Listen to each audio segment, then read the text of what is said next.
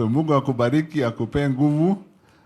Watu wa NAT, I think we have worked with you very well. Akina Sosio tulikuwa tunasoma naye zamani.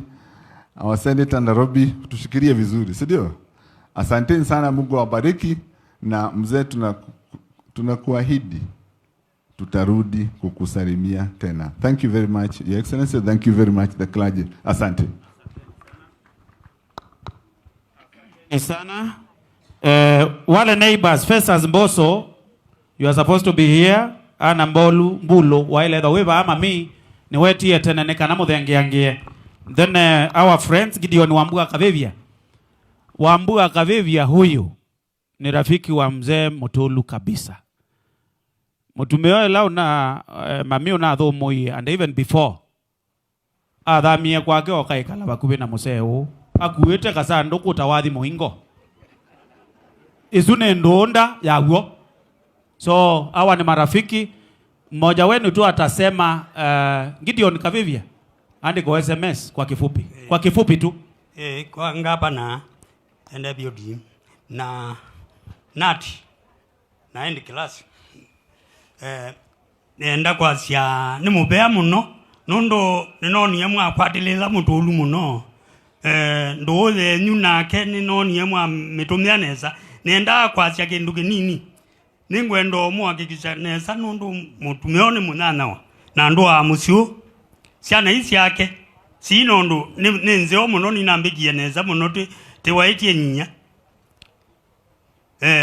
Sinambe asobe ya museo ndakazi okoko makitanda nigeke komete mwitu. Nondo ono kuwa.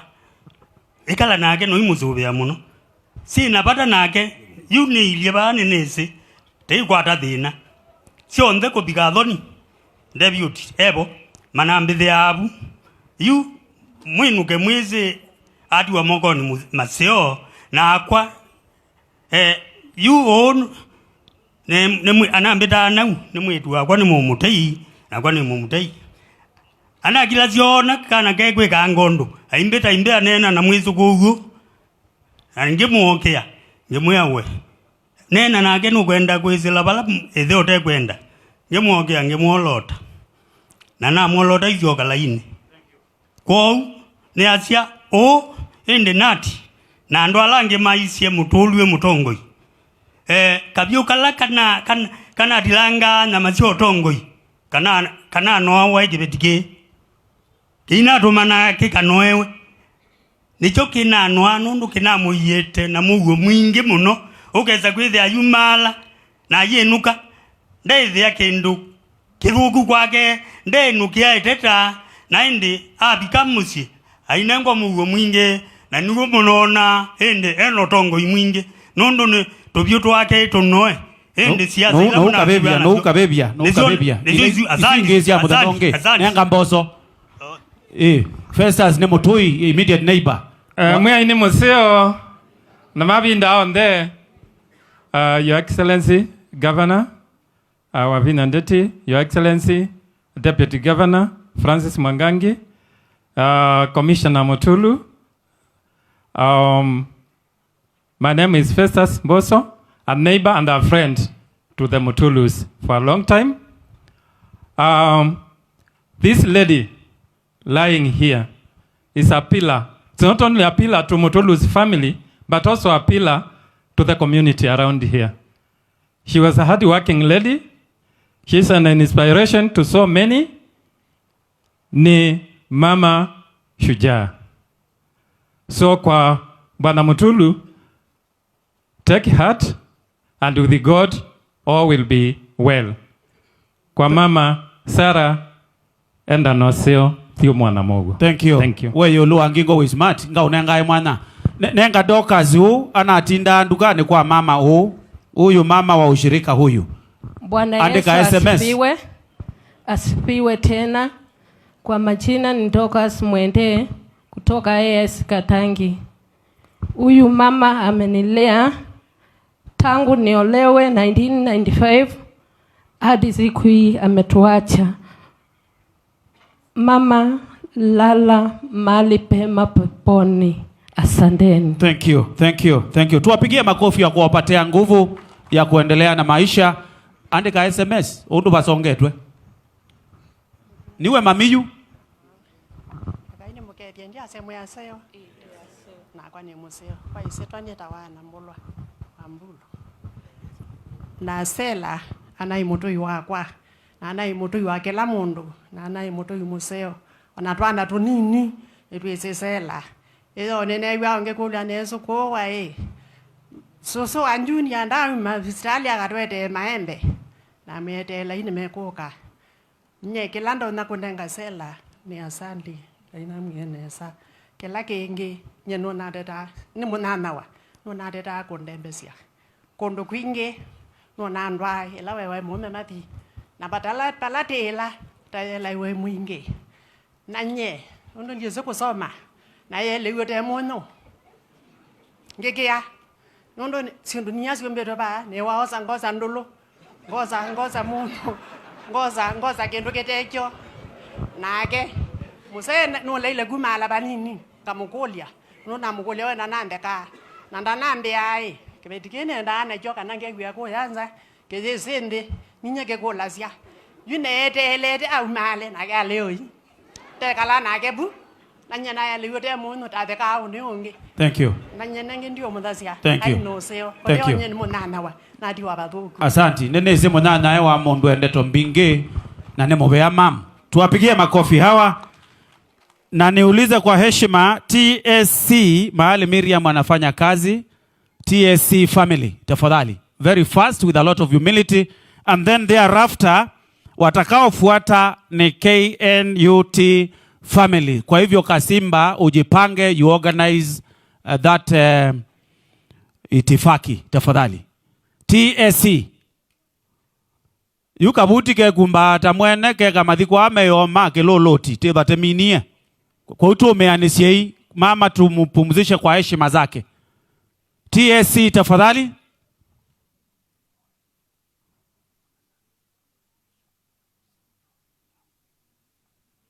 Na tuyikala atanga nondu mama sana mathi na chathiki kibangiwe ni kana withie ni chaila atungependa kukosea hen of us ama wengine waondoke waache kabla hatujakamilisha kwa sababu ya muda.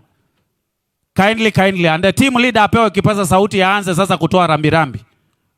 The team leader apewe kipaza sauti aanze kutoa rambirambi. Welcome madam.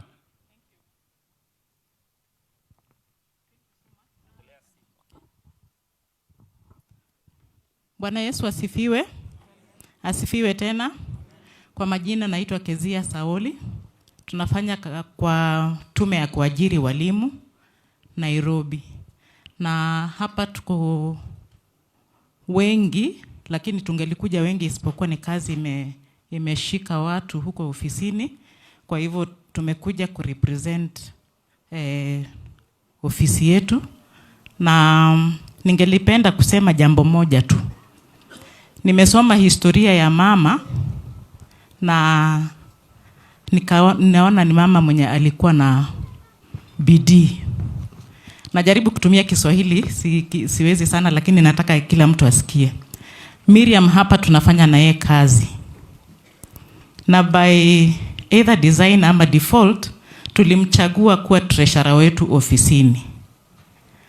Na wajua sio rahisi watu kuamini mtu na pesa. Sasa najua ni kwa nini ana ile kipawa alitoa hapa nyumbani, integrity alitoa nyumbani. She's a reliable officer. Daddy, we are proud that you have such a wonderful daughter. Unajua pesa, most of us tukipata pesa ni wapi tunapeleka? Kwa bank, si ndio?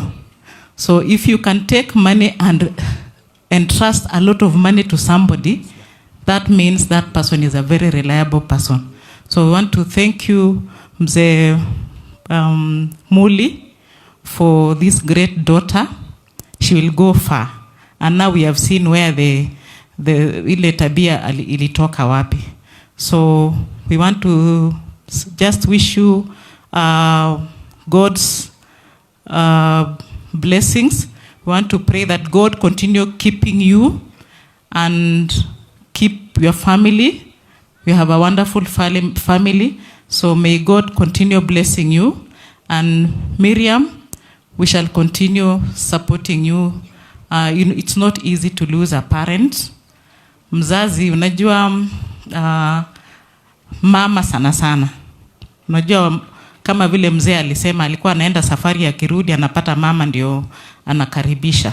Kwa hivyo najua si rahisi watoto wakija nyumbani wakimkosa mama, wakati mwingi inakuwa vigumu, lakini najua Mungu anajua vile atakavyowaweka pamoja na dadi ili muweze kuendelea na hiyo maisha ambayo inabaki pale mbele. Otherwise, I wish you God's blessings. Na tumekuja na rambirambi zetu kutoka kwa wakubwa wetu, director wa Teacher Professional Management ambapo Miriam anafanya kazi, na pia tuko na wenzetu wengine wa directorate zingine pale TSC wamekuja pamoja kuomboleza na nyinyi. Tunawatakia kila laheri na waombolezaji wote asante kwa kuja kusimama pamoja na familia. Asante. Thank you TSC family. Asante sana. Ningependa sasa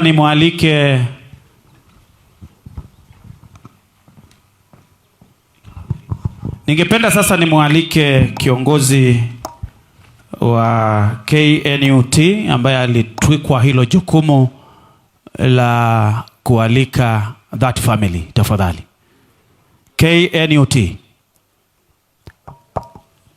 KNUT Kasimba, nafasi ni yako. Our brother. Thank you, Daktari MC, for that opportunity. To our spiritual leaders who have led us to this service, which was good. To our Excellency, the Governor Machakos County, the Deputy Governor Machakos County, to the NAT fraternity led by our Secretary General and the National Treasurer, and all other protocols observed. I am here to bring NAT family. My work is quite simple because NAT is a union of order. We never make errors to say sorry. That's why it's such an orderly union such that I cannot even state my designation, whether even my name. It's as orderly as that.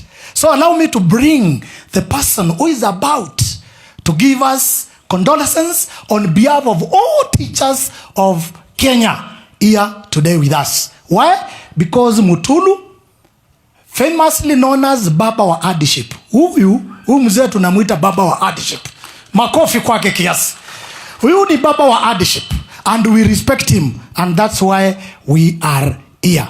So with all humbleness and humility, allow me to request all the teachers in the house to stand up and help me bring in the Secretary General, Kenya National Union of Teachers. Karibu Bwana Collins Oyu. Solidarity forever. Solidarity forever. For the union makes us strong. Thank you, our Green Army. Because of interest of time, the SG ananinongozea tuketi chini ili apatiane a word of condolence. Karibu SG. Thank you very much, my brother Kasimba, member of the National Executive Council, Kenya National Union of Teachers. Your Excellency, the Governor, Machakos County, Your Excellency, the Deputy Governor, Machakos County. My colleagues, retirees who led us in this great union, I'll introduce you, of course. Mheshimiwa Senator, ndugu yangu, na pia katibu wa ODM, waheshimiwa wote ambao wako hapa, walimu wenzangu na familia ya Bwana Peter Mutulu. Hamjambo.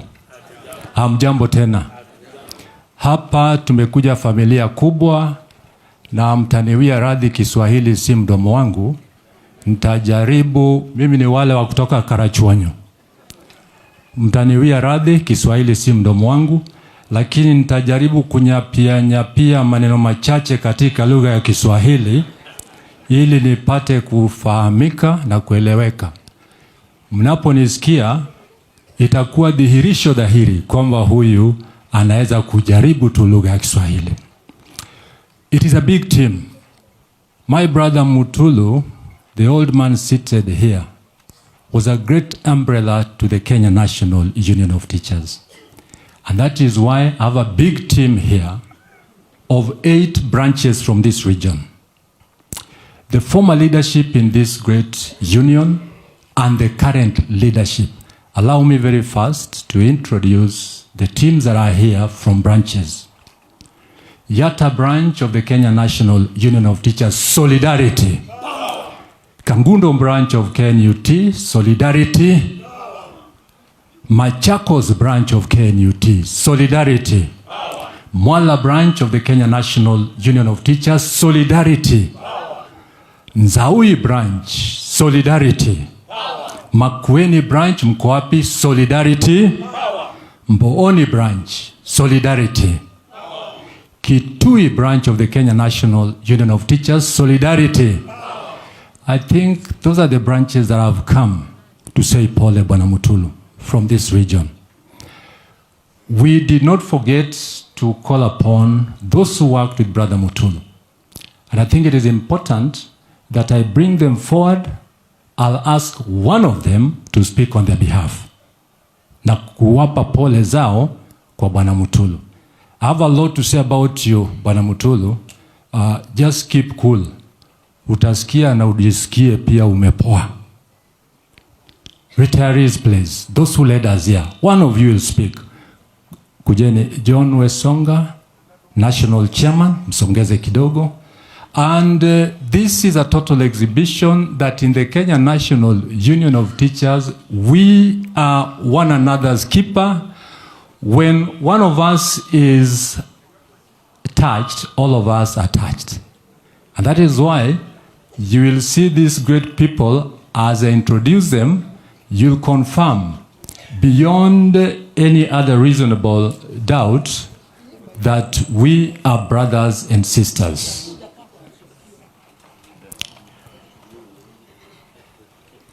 National Chairman, I want to start with you. National Chairman, my brother George Wesonga is a retired National Chairman, Kenya National Union of Teachers. They worked with my brother Mutulu, Asante Sana National Chairman. My brother Wycliffe Etole Omuche was a National Chairman for a number of years. He worked with my brother Peter Mutulu. In the line of Secretary Generals, my brother Xavier Nyamu was a Secretary General, Kenya National Union of Teachers for quite some time, worked with Brother Mutulu. Wilson Sosion was Secretary General and worked with Brother Mutulu. In the same line, my brother Francis Muiruri Nganga, a long-time Secretary General of the Kenya National Union of Teachers, worked with Brother Mutulu. National Treasurers, Albanus Mutesia, one of your own, worked with Brother Mutulu. Fred Ontere was a National Treasurer for quite some time, worked with Brother Mutulu. Dorothy Modhoni, Mheshimiwa, now nominated Member of Parliament, was a long-time woman rep, National Woman Rep 1, worked with my brother Mutulu. I have a team that also worked with Brother Mutulu here, and I'll allow them to introduce themselves very fast. Oh, introduce them, Brother Mutisia. Yes, thank you, Mheshimiwa Secretary General. Jane Mbithi was our woman representative for many years. Daniel Somba was a representative for Yatta and became chairman Yatta branch later. Brother Alexander Mwini was the general chairman, Machakos County, now a retired officer. Brother Bernard Ndongi was our treasurer in Machakos after Mutulu left to Nairobi. Brother James Mutio was a secretary, executive secretary, Kitui Nat branch. Thank you, Secretary General. Thank you so much, Bwana Albanas Mutisia, former retired national treasurer. Thank you. I think I also want to add here that my brother George Wesonga is not only a retiree, but now serves in the Busia County government as a nominated MCA, and is doing very well. Thank you. I said, and on behalf of this powerful team, this is a respected lot alongside my brother Mutulu. I want to call upon Francis Muiruri Ng'ang'a, the retired Secretary General of Kenya National Union of Teachers. I think you are the longest serving Secretary General. Sija kufikia bado, but I want to believe nitakufikia kwa miaka of service as Secretary General. Karibu Bwana Francis Muiruri Ng'ang'a. You speak on behalf of the rest. Thank you, Secretary General. I note the presence of the Governor, Deputy Governor, Senators, Members of Parliament, including our dear Modoni. She is in Parliament. And all our colleagues. George, we note you are also here. And all those who are mentioned, former national leaders. I want, on behalf of all the retired top officers of the union, to say Mama Sarah, on her own right, was a great friend of ours.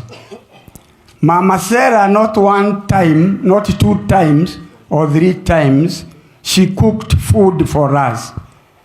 We took a lot of tea in her hotel. In the house here is the first time I ate mudokoi in her house here. And I want to tell you, huyu Mutulu, munasema mzee, na kusema kweli alitumia pesa yake vile alituambia, na mama akachunga hiyo pesa. Alitumia pesa yake nyingi sana na walimu. I remember in 2002 when we had a very serious strike. Huyu tulikuwa tunamuita Kanini Kaseo. Watu wengine hawakujua nini. Walimu mnasikia? Alikuwa tunamuita Kanini Kaseo. Sababu when we got the government block our money. And some of us were living the bush like criminals while fighting for teachers. Mutulu, I could call him from Katangi. I was the Secretary General. He was the National Treasurer. And he would come to where we were meeting in a hole somewhere I cannot disclose, with Katumanga. And he would tell us, what do you want us to do? We have no money. He would give us money. He would pay for the bills. He would pay for the media and help us carry the battle for teachers forward with courage and with safety. Mutulu, we respect you. It is true, wherever the bills were, ulikuwa haraka sana kulipa. Lakini you are lucky because Madam Sarah was also working hard to bring it back, as you told us. We are here to honor Madam Sarah, a lady personally I know, and I take Paul from my wife because we are very good friends. We could not succeed in the service of teachers without the unity. You young teachers are shouting solidarity. Don't shout in shyness. It is Mutulu who took me to Kitui. And a delegation of teachers in 1998, George, you were there. And I want you to remember a teacher called JJ from Kitui. He is the one who challenged us not to sleep. Things were bad. And the Mutulu could guide us to where we were to go. Therefore, we are here to honor Mama. Na vile alisemekana alikuwa mama shujaa sababu hakutuza au kufanya mambo mabaya kwa Mutulu. He gave us a lot of good. Brother Mutulu, may God see you with your children and your family. Live long. Continue to be Kanini Kaseo. Sijui kwa Kikamba mtu akiwa mzee anaendelea kuitwa Kanini Kaseo au anaitwa kimuzee kizuri. Sasa sijui ataitwa namna gani, but on behalf of the retired officers, all those with me here, we have no regret for working for teachers of Kenya and serving this country. We have no regret, Mutulu, of meeting you, and we pray. Mama Sela, we were told by the bishop, she is now up in heaven and she is not a citizen of this country anymore. I am sure she is a saint there. And when we go there, we shall tell her again, thank you for taking care of Mutulu and the children. Thank you for also taking care of the Kenyan teachers, because it is through her support that Kanini Kaseo was able to spend the money she spent with us for a good cause. Thank you. Thank you. May God bless her. Thank you. Thank you very much. In the interest of time, my colleague Wilson Sosion, you know, Sosion is not only former Secretary General, but also Naibu wa Waziri. Dakika moja tu Bwana Sosion. Yeah, thank you, Secretary General, to Peter Mutulu and your entire family, to the Governor, Your Excellency, and the Deputy Governor, and my Secretary General, former of Orange Democratic Movement, and all the monarchs. Bwana Sifiwe. Amen. Yes, of course it's good. My brother has acknowledged mimi ni naibu waziri katika serikali ya sasa. And you are lucky to invite an assistant minister to speak. Ningependa kusema ndugu Mutulu ametengeneza sisi wote na alitengeneza chama. Mesikia vile wameongea, he has been the dictionary of wisdom of Kenya National Union of Teachers. Na tumeona the force or the engine behind the power ni huyu mama hapa.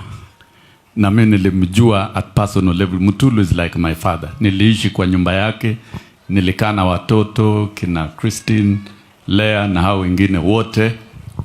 Na huyu mama alinileta tukafanya harambee ya kanisa hapa, akijenga kanisa yake. That's the deep testimony I have about her.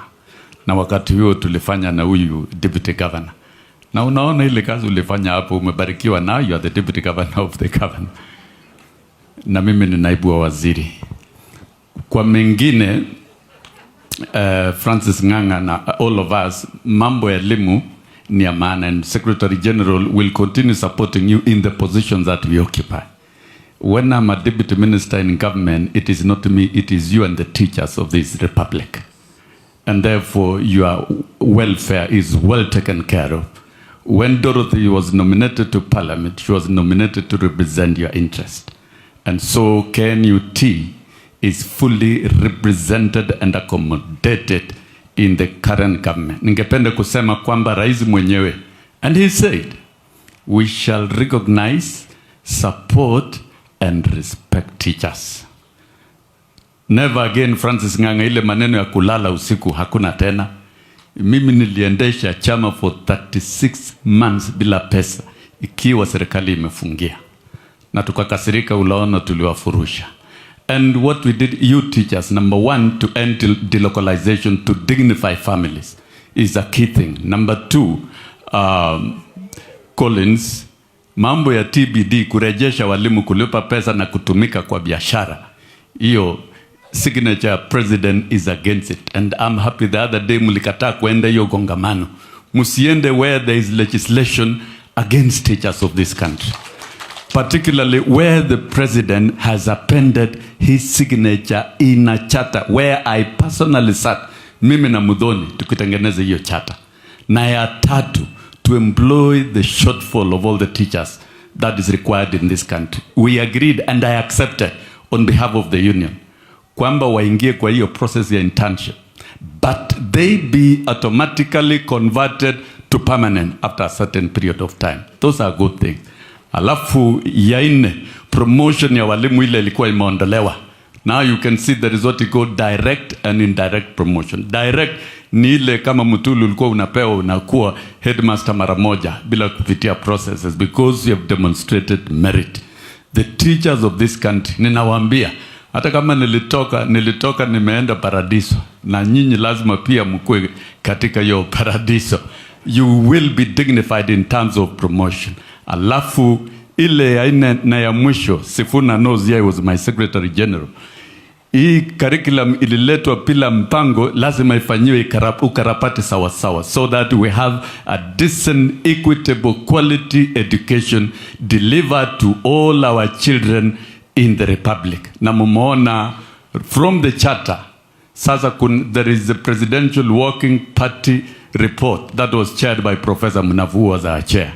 And that one we should support. It's about model of comprehensive school up to grade 9. Inamaanisha kwamba watoto watakuwa karibu na nyumbani, and the cost barriers brought to parents pia itaondolewa. We must prepare and change this country in terms of education. Kwa hivyo SG, mahali niko mimi bado ninasaidia nyinyi vile Dorothy wanafanya. Na kwa maneno ya mama Mzee Mutulu, tumefurahia watoto wamesema watakulinda. Si watoto peke yao, hata sisi tutakuwa na wewe, tutakuombea na tutakaa karibu na wewe. Sijakuja peke yangu. I've come with my wife. She's seated somewhere. Purity, yes. That is my wife, and very close to this family. Asanteni, Mwenyezi Mungu abariki. Asante sana Waziri Sosion. Ilikuwa nimpe Dorothy dakika moja, nusu dakika tu usalimiane tafadhali mheshimiwa.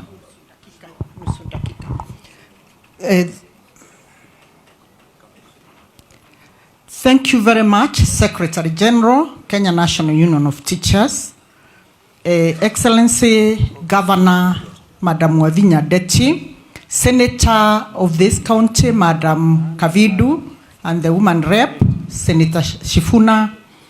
All protocols observed. To the family of Peter, I used to call you Peter, you know that. And we only used to call you Peter end month. Other times you are Muturu. I want to join the rest of the mourners here. One, by saying it's a sad day for Peter, because I know how fond he was with this dear lady who is lying here today. He fondly used to call her Sarah.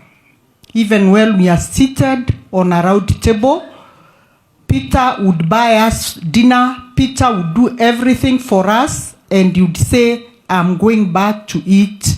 In my house, I know Sarah has prepared a delicacy. That is the type of a lady that Peter will miss moving forward. But Peter, I want to say all the people who are here, me included, we have not come because we are coming to see Katangi.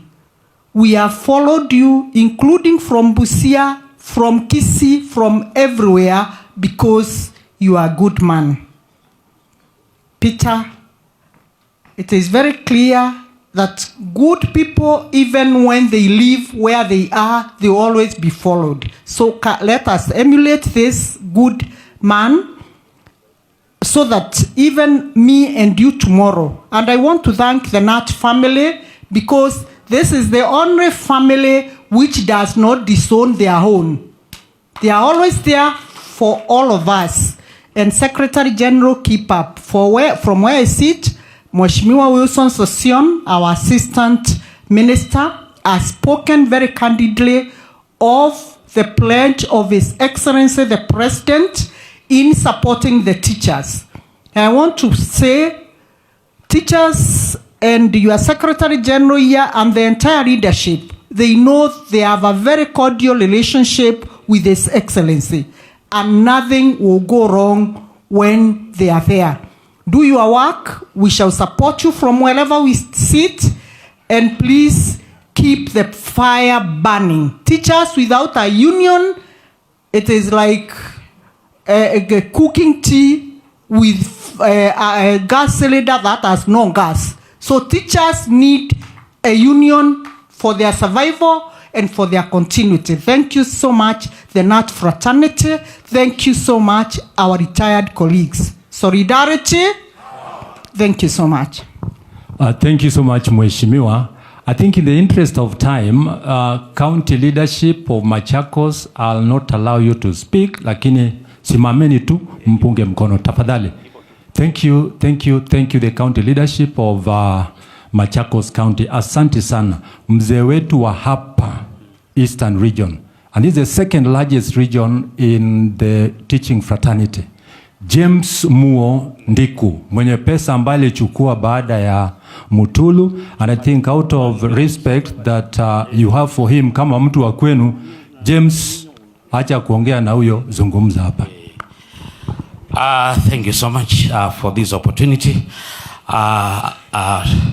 Your Excellency, thank you. I recognize your presence and your government.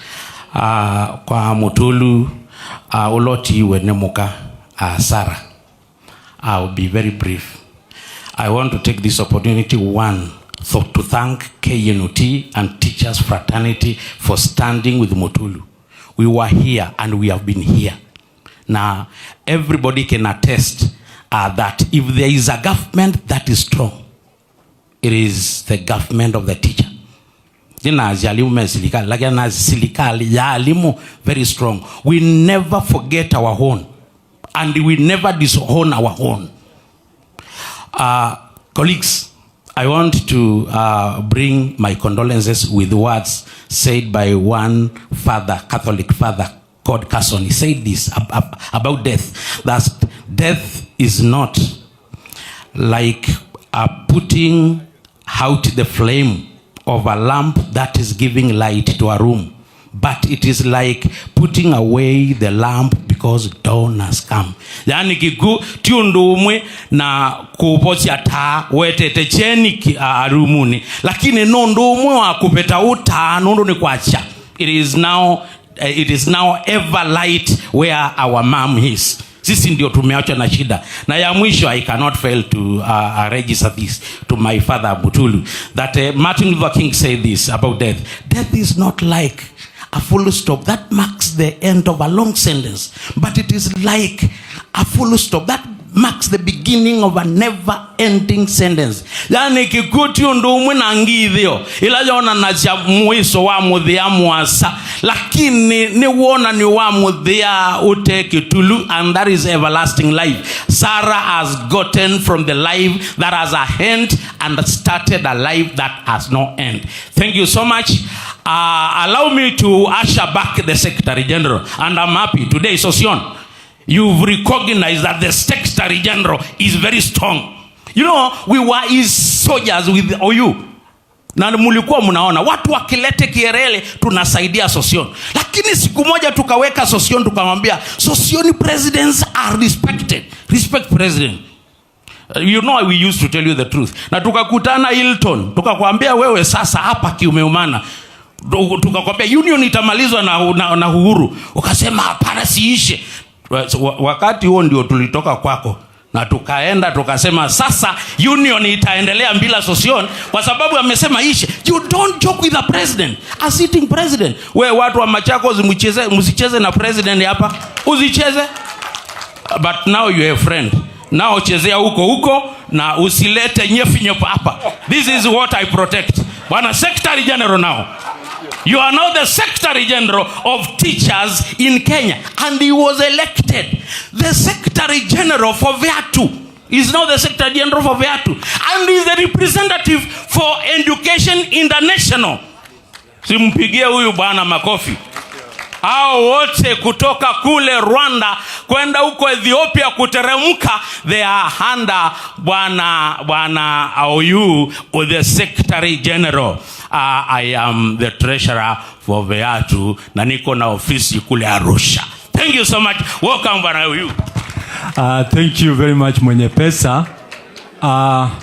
I think we don't want to go beyond this in the interest of time. The regional leadership, mkono tu, regional leadership Nginga, secretary of the region, asanteni sana kwa kuja hapa na sisi. In 2 minutes, allow me to present the message of condolence on behalf of Kenya National Union of Teachers. Bwana Mutulu ndugu yangu, tunasema pole.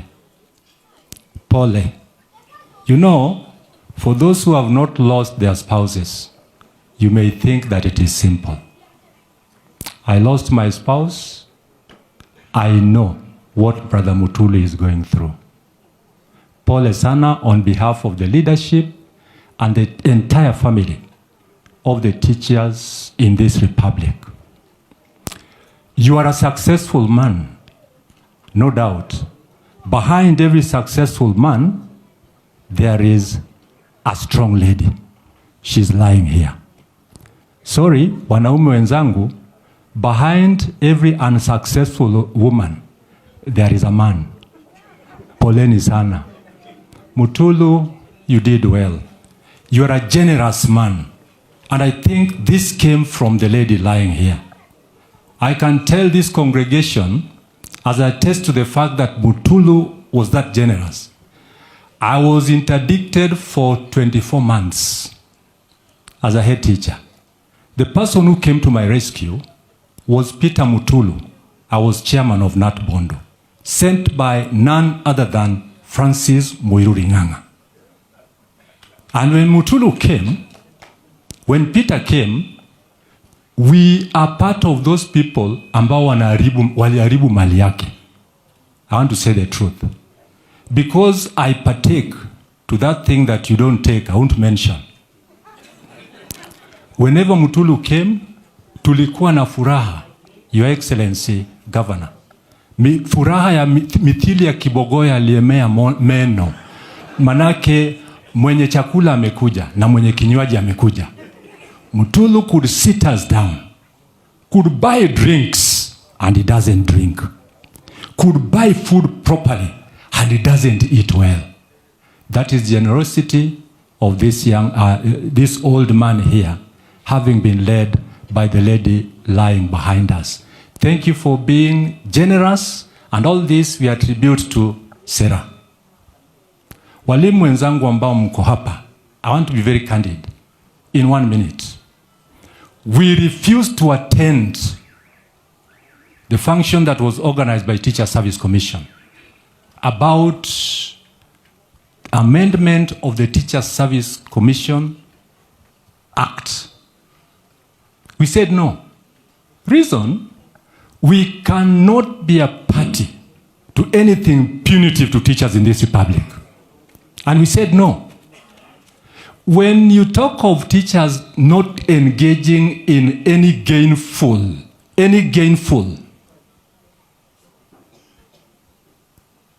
and you do business yourself, and we know your business, we said no.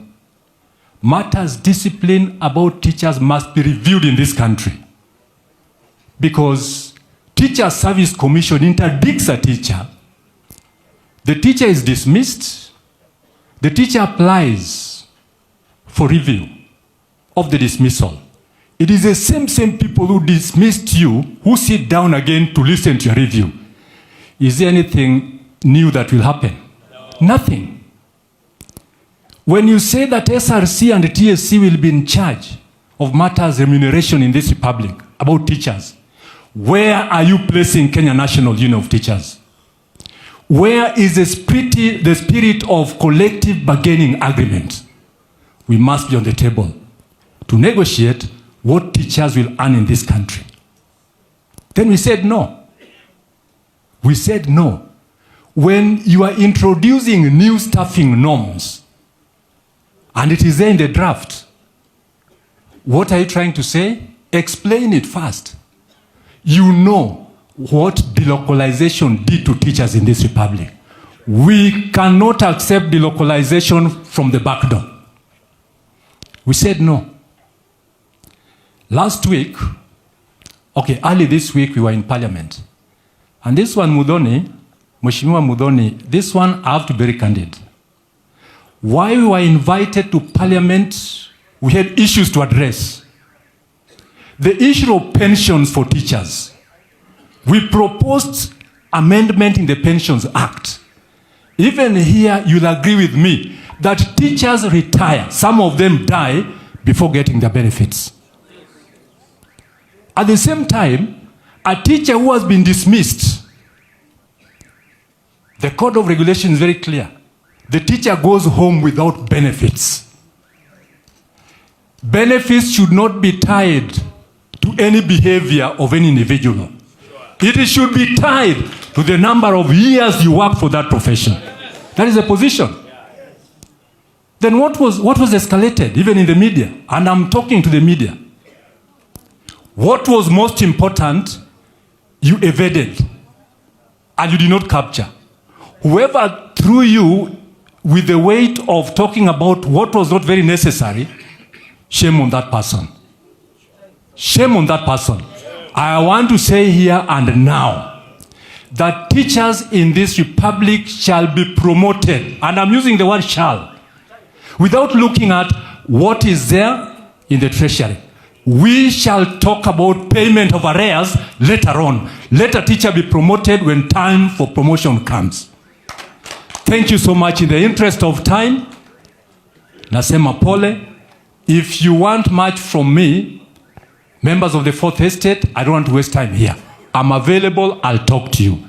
Ladies and gentlemen, wote ambao wamekuja kuomboleza kwa Bwana Mutulu, tunasema pole, tena pole, pole sana kwa mzee wetu. Asanteni sana.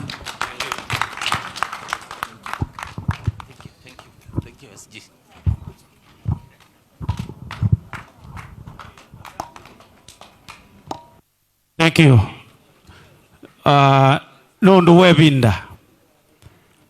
webinda na twekala hiyo tu witnessa with a lot of respect, with a lot of humility. Nino sota not once, not twice. Na nienda jubala twabika. Member of County Assembly wetu hapa. Karibu kwa heshima. You make your tribute, and from there I will give guidance as I have been guided. Kwa heshima tu na taadhima. Itifaki zote zikiwa zimezingatiwa. Karibu my brother. Thank you.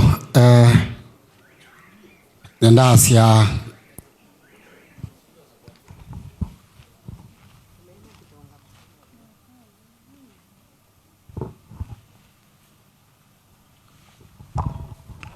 Thank you. Nendasia kwa Bishop waitu Bwana Abraham Olwa na Bishop Welange na mapasta maitu, kwa governor waitu mwenda waitu Madam Wafinya Wandeti, the deputy governor, our own son here Francis Mwangangi, kwa commissioner Mutulu na ndongo isiondela siba asia nati Kepsha na tongo ya Langi, senators, members of parliament, members of county assembly na viongozi wote. Nenda umuke ngezi sia cheba banze pe ukangeti imu ya inimo seo na mabinda onde. Asanti. Kwa sababu ya muda mimi nitakuwa mchache wa maneno na nenda asiambe. Tui na mwana munene wao konenga na pole musienyo wa Mutulu almost 2 weeks kuma mama Sara atutia na ito no kie alama nenda onenga na pole mutana wao monde munene kana kitumi chao monde munene ni kupay the last respect to our mom na sekana Sera o komete bambe waitu o monde tokuma asake kamba is my mom. Ni momotei, my mother ni momotei, na naambeta mwana na ngimwita mam. Kwa uno kakuma siya mam. Na siya pole sana kwa mzee Mutulu. Nini siya siya Mutulu no ndiye. Indi mondoloti yetu mono ni Mutulu nondo atiwe ni mwendo wake. Kutenda kunenga encouragement na nondo tezuwe mkristo. Nituona wena bina mwingi pamoja na siana siyaku ni mweyo mesi because you are Christians. Muendelea kukaa kwa msimama huo. Yetu ni kuwaombea Mola aendelee kuwapa nguvu wakati huu mungumu. Kila kingi na sekana andomaito makatangi ni mwokono monde chadhe ni kinene yu monde tuine na siyaza siya baloko siya katangi wodi kana siya yata ni mwewe balamu zuwa wambetu na naona sekana lazima niongee neno moja tu, and I'm happy because Mutulu served as a leader in the NAT. And we have former leaders here and the current leaders. We miss those times when the leaders of NAT, the voice of the leaders of NAT could be heard by the people. When the NAT people would fight for the teachers and also for the common mwananchi. Right now we are talking, we have so many problems. Teachers are oppressed. Our schools are oppressed. For example, na hii sijasikia watu wakiongea, we have a new system of education. We have the junior secondary, the JSS. JSS is not well funded. There is no infrastructure. There are no learning materials. There are no teachers for JSS. And we are not hearing anybody talking about it. Now wazazi wanaleta hiyo mashida yote kwa leaders wale wamechagua. We want to hear your voices about this. We miss the times of akina Mnganga, when Mnganga can fight for the teachers and for the people. Gharama ya maisha iko juu. Sasa akina Sosioni wetu ulikuwa unakusikia unaongea sana, and my party leader said that you are very vocal. Lakini sasa umenyamaza. Niwezi kama maazi hai munuka we mwendo mwegara. Sosioni, we want to hear your voice even if you're in the government. We want to hear you fighting for the teachers. We want infrastructure in the JSS. Tell the president that we want to see things happen. Hatujamuona akifungua barabara mahali, hatujamuona akifungua hospitali, maji. Shida ni kusema tu ati nilipata mashida ya uhuru. Kwani what is he doing to solve the problem? Hakuna nena naende. Right now our governor Madam Wavinya Ndeti next month will be lodging the road from Katangi to Kithimani to Tamak. We want the president to come and lodge Katangi Yekombe Matu aweke lami hapo. Ndio tujue serikali inafanya kazi. Ama namna gani watu wangu? Pauti yemwe? Yes. Those are the things we want to see. Matters development. Naende gemina nondo nende na omina. Thank you governor, you are doing a good job our people. Katangi tuisawa haya tatuisawa. Na naenda kwa Asia. Ndo Katangi tikwete governor kana tikwete. Ya taniti kwete governor. Yes. Nondo wa ya museo na eti ukukwati ya wende na uthukuma na uitweka nesa. Chamuthia. I think tuyomboleza kindu kila kimaana nuna sieti na nengeni pole. Me, I want to ask for something special. Nondo nisiki uto na kite kuneka mituki. Nenda ukoli ya Mutulu ukeba na siaku just for a photo with me. Because this is what I'll remember for my mom Sarah. Kujeni hapa tupigwe picha. Tafadhali. Yes. Naende na minabu yuningweta my colleagues. Ni waonyeshane. Then tuende na mbele.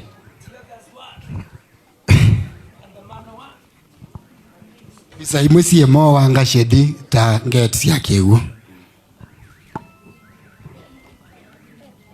The deputy governor should be here, please. I need you in this photo, please. Please, please, please.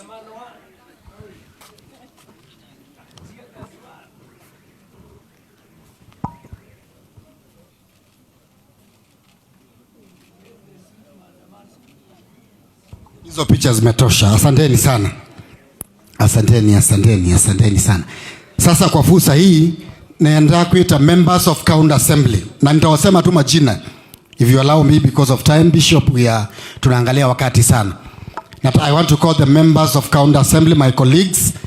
Wakuja hapa waonekane. Na ni jina tu, sisi hatutaharibu wakati sababu tunajuana. Tunajua vile tunafanya kazi. Na hatuko wengi. Mimi ndo wapatia mic kila mtu aseme jina yake na tuketi chini turudishe kipasa sauti kwa MC tumalize. All right. Ndawasema majina. Thank you.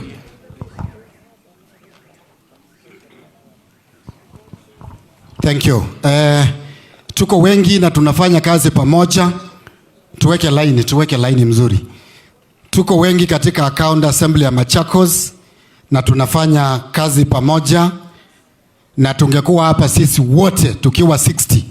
But kama mjuavyo tuko na public participation inaendelea. Na wengine wako kwa public participation kule Machakos sub-county. Na wametutuma rambirambi zao. Ndio lwa ni kunenga na Paul Sia, our speaker. She was to attend this funeral. But today we are nesa. Na ambea DG ni kunenge Paul Siake na kwa Mutulu. She told me she's a friend to Peter Mutulu. Naende poleni sana. With me here is my brother, the Deputy Speaker, elected Kalakala Ward MCA, Stephen Mwande. Tupigie makofi jameni. Next hapa is our minority leader in the assembly. Eta wa Mbiliwandawa Kanandenge wa Kingoto. Ni wako kwito. Asante sana. Next is my whip wa chama chakwa cha Wiper. Lucky Nzao Kuma Matungulo nikuwa kwetu asante. Next is Bulldozer MCA Kedhimane Ward, asante sana. Next is Mheshimiwa nominated Mheshimiwa Catherine Che, asante. Next is my neighbor, my friend Mheshimiwa Alfred Kiteto Ikombe Ward, asante sana. Next is Anastasia nominated by Wiper. Next is my friend nominated by Chap Koki Phoebe, asante. Mheshimiwa Koki. Next is my brother elected Ndalani Ward MCA, Mheshimiwa Francis Kitaka, asante. Next is my neighbor also Wamunyu Ward MCA, Kasanga, asante. Nominated by PTP, Penina Kuma Wamunyu, asante. Then we have nominated from Makueni Joyce. Ya mwisho sasa MC ndio nikae chini. Tulikuwa hapa na party leader wetu Bwana Steven Kalonzo Musyoka, na mnajua si ni watu wa Azimio, na tuko hapa na senator wetu Sifuna, our secretary general wa ODM. Unajua sasa saa nyingine party leader akiwa yeye hataki maneno mengi tuseme, lakini lazima niseme hivi. Sisi tumejipanga kama jamii ya Wakamba, kama Azimio 2027 tunaingia State House. Hiyo message umpeleke kule. Na Sifuna nikutume sababu huko hapa. Baba alikuwa ametuambia kabisa yeye amebaki na risasi moja, na hiyo ilikuwa ya 2022. Lakini sababu hiyo bunduki yake bado iko hata kama risasi iliisha, enda umwambie nipatie hiyo bunduki, niweke risasi yangu ya Kalonzo, tupiatue ile jamaa, tuingie State House, tukomboe watu wetu wa Kenya. Asanteni sana na Mungu mwabiki.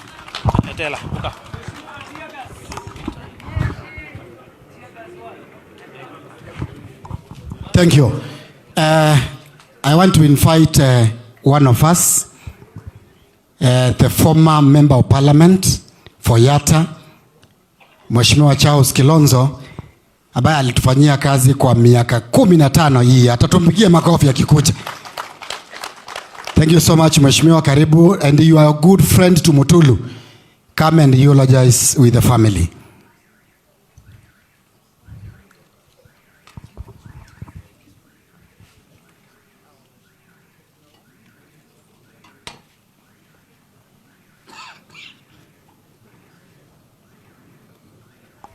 Karibu sana. Aya tukethanisie bayo lomwe ni museo na mabinda onde. God is good and all the time. I'll be brief. I know my brother, the presiding bishop, tulikuwa tunajuana tukiwa vijana. I'm aware about time, but allow us today to use all the time mpaka ile ya mwisho. I've come here today because I've known Mzee Mutulu as a friend. Tulikuwa tunacheza, Mzee Mutulu ulikuwa anasema akona team ya ODM marafiki zake, akona kanisa marafiki zake, na pia watu wa NAT. Lakini iko kale bengine ya watu wa siasa wengi sana wamekuja hapa, different political parties. Let me give MCA because this is meant for Mzee.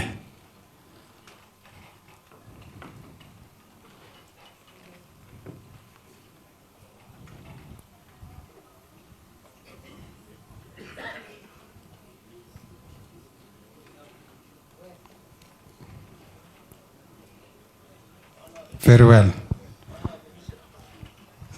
Thank you. I was saying this is from Mzee because I've known Mzee as a young man when I joined politics in 2003. na tukacheza siasa na mzee very many years, for 10 years, until he became my financier kisiasa, or until the son came and sorted me out. Nikapumzika na mimi baadaye tukaenda draw.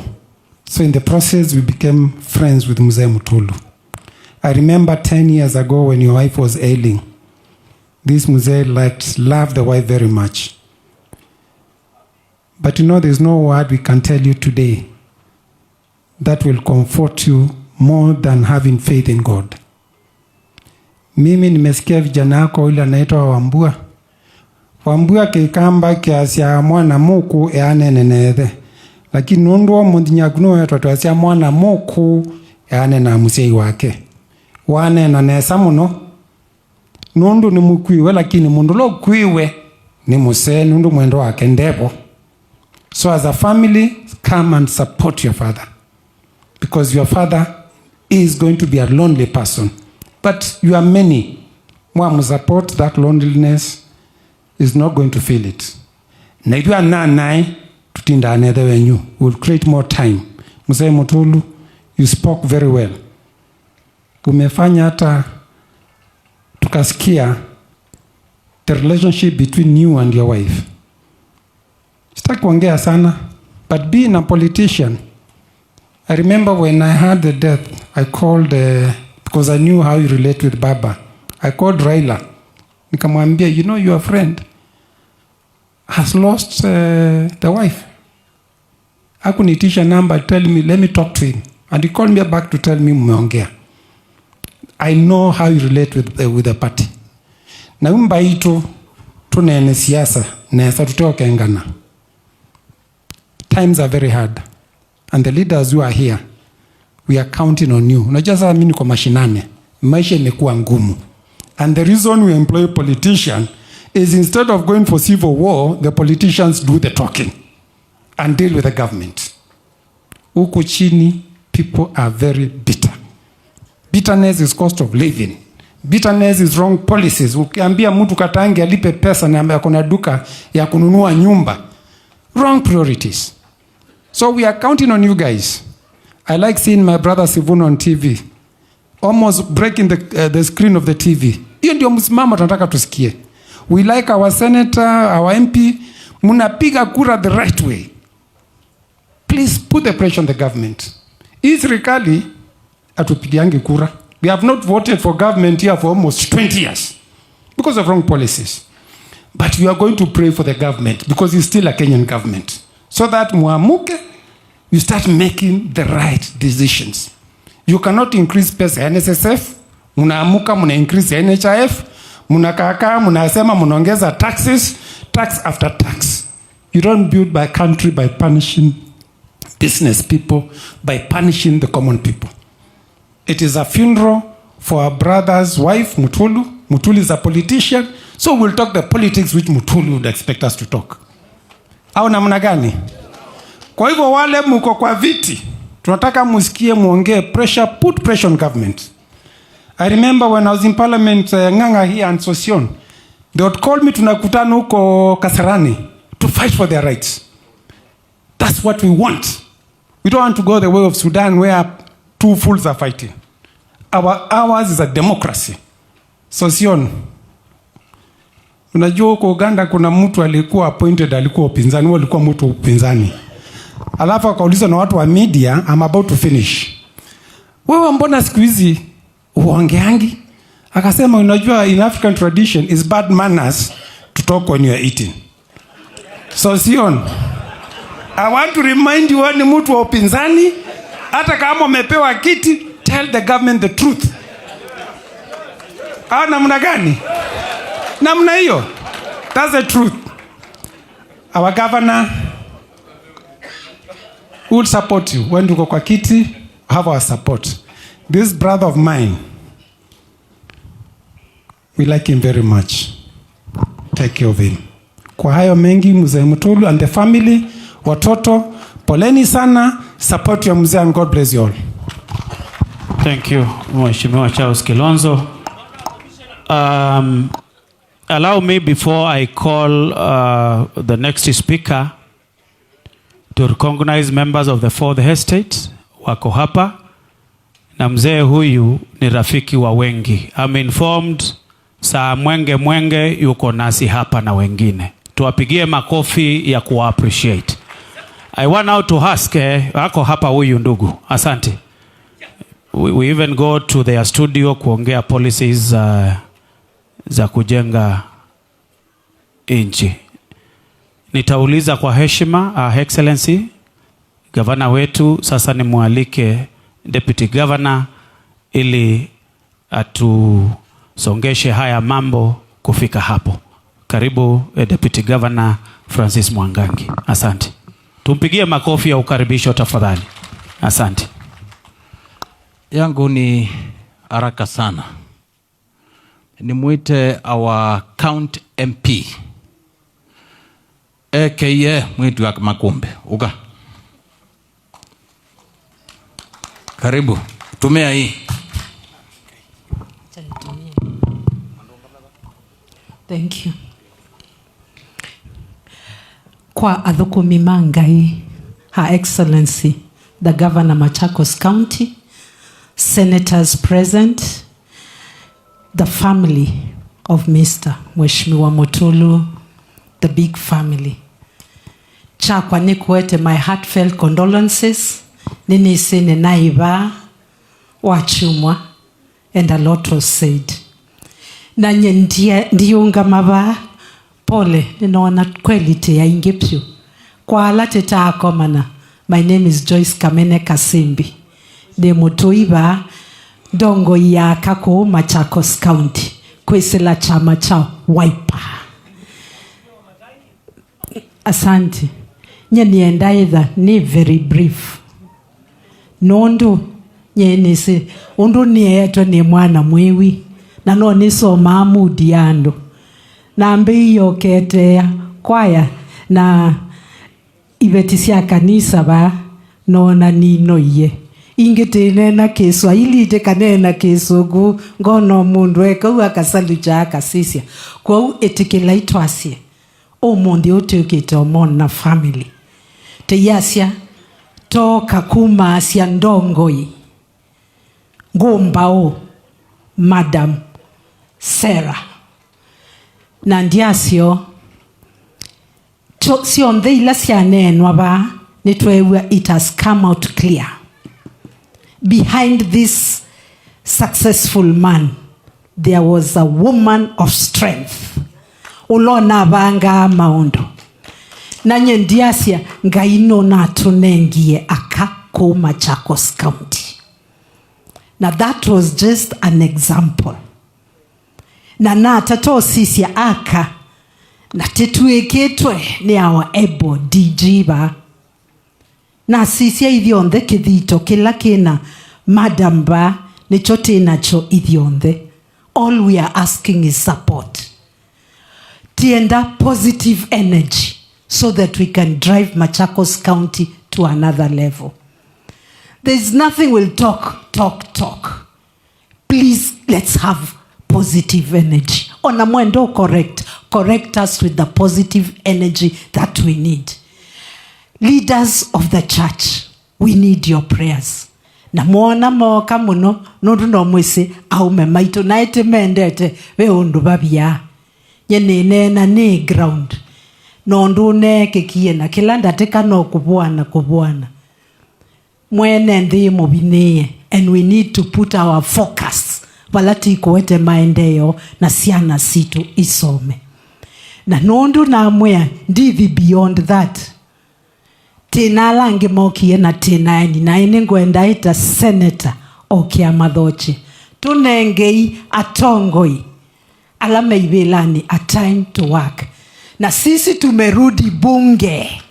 You'll hear more of us. Baimana maunene aba na kuya etekiletie. Tuko hapo na tutasukumana hadi cost of living. Na si ushuru ile inaendelea kupandishwa. Ishukishwe tuangalie mambo iendelee sawa sawa. Nimesikia mheshimiwa mwenzangu who was there before akisema mambo, now he's an assistant minister na mambo iko sawa sawa. My friend, things kwa ground ni tofauti. Let the truth be told. Mambo kwa ground ni tofauti.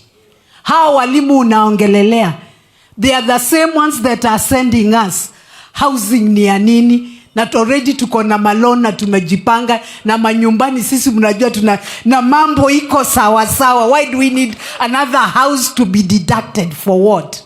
Let us check on our priorities and all will be well. Karibu sana Senator Machakos County. Ndio ukaribisha maseneta wale wengine. Thank you. Eni chuma kila chano iwe chuma kenge. Kwa bishop na mabishop wale wengine wote, mzee Muli na familia, governor, deputy governor, masenators wale wengine wote, nataka kuwasalimu katika jina la Yesu. Amjambo. Bwana Yesu asifiwe. Kotuno iye kaini mwitie Senator Eddie, Senator wa Migori. Senator Eddie kuja. Okay, anengane rambi siake na inena.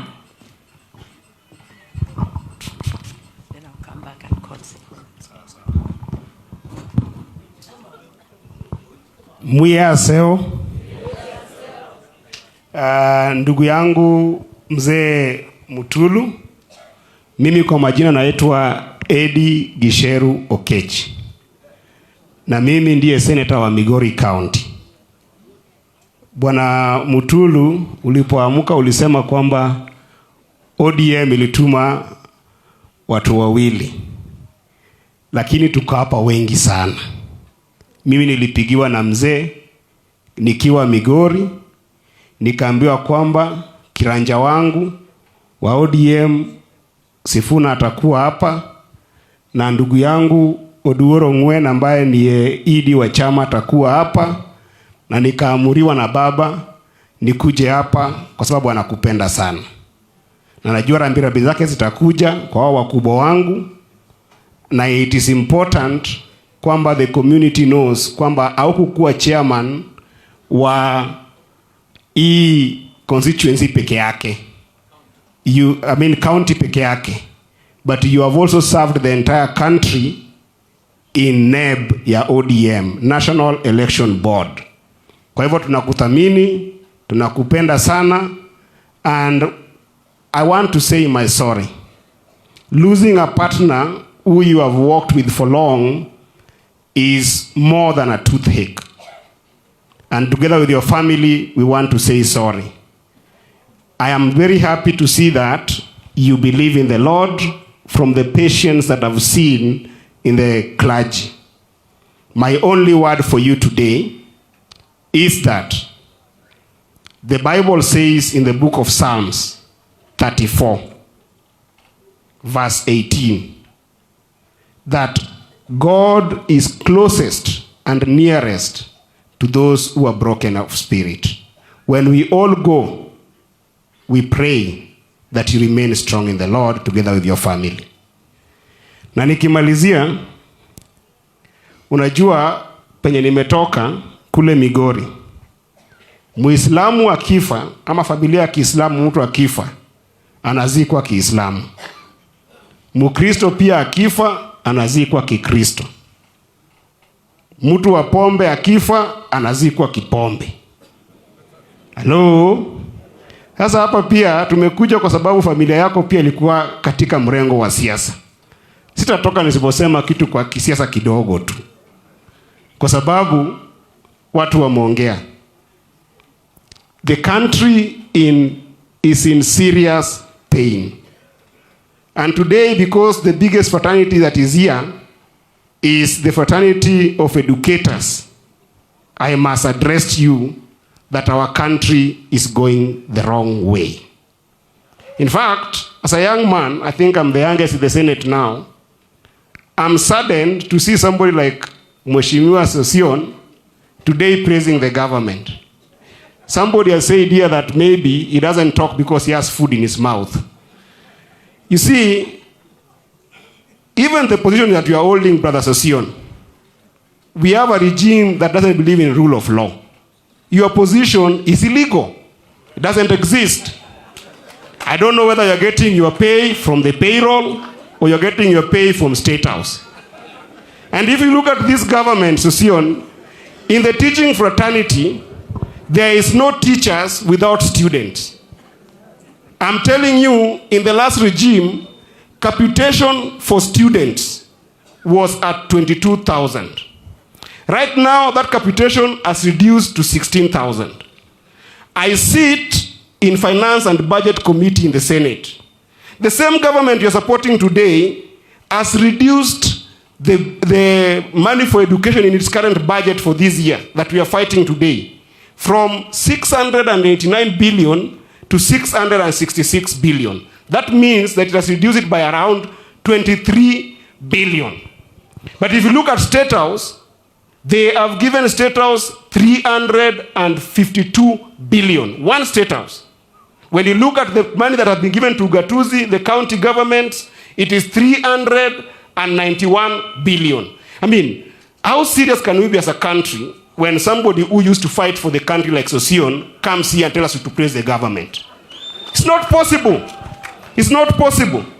And I want to tell you teachers that nyinyi ndio nguzo ya hii jamii. When something is going wrong, I don't want your leader like my brother from Homa Bay, that your ambition is to use the teacher fraternity so that you get to government. That cannot be a dream. Let your ambition be that wherever you are, you will fight for the right of teachers and the right of students in this nation.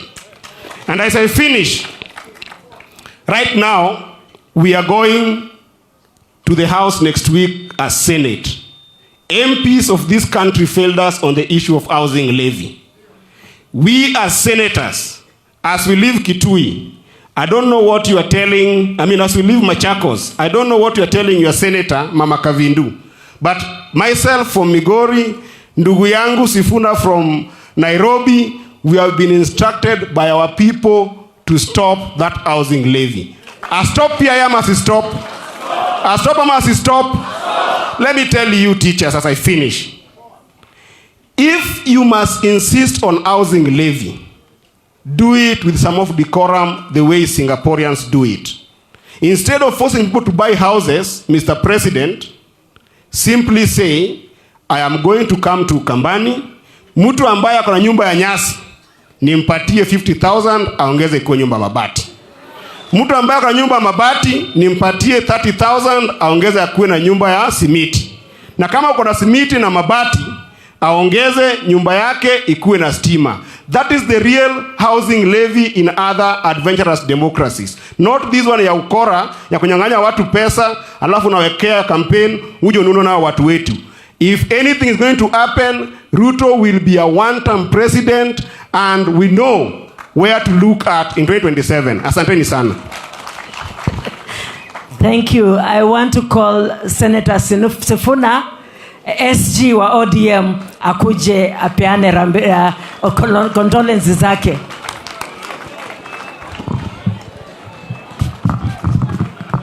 Asante sana.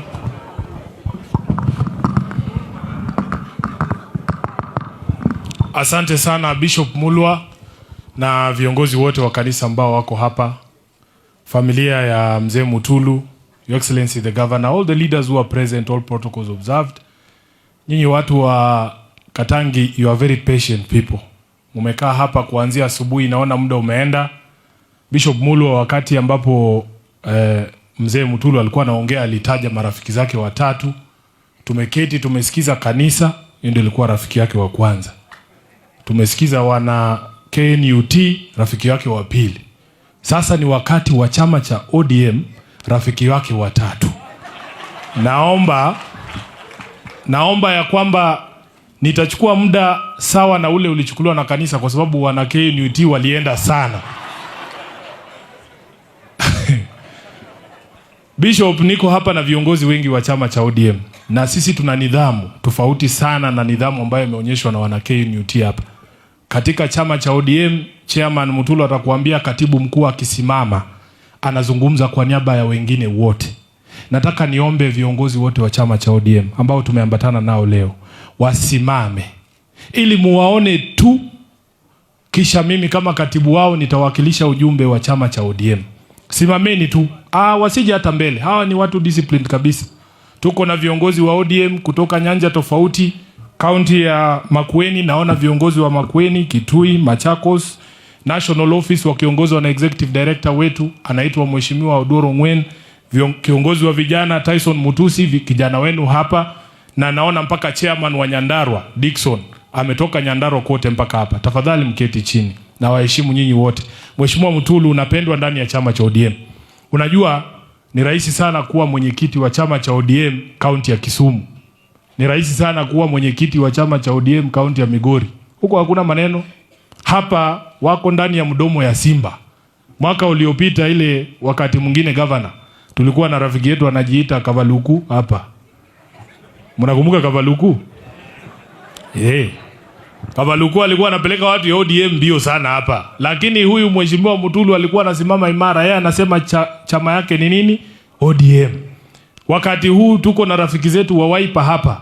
Hata Mutulu akitaka kusimamisha candidate ya MCA anaambiwa hapana, hii ni Wiper zone.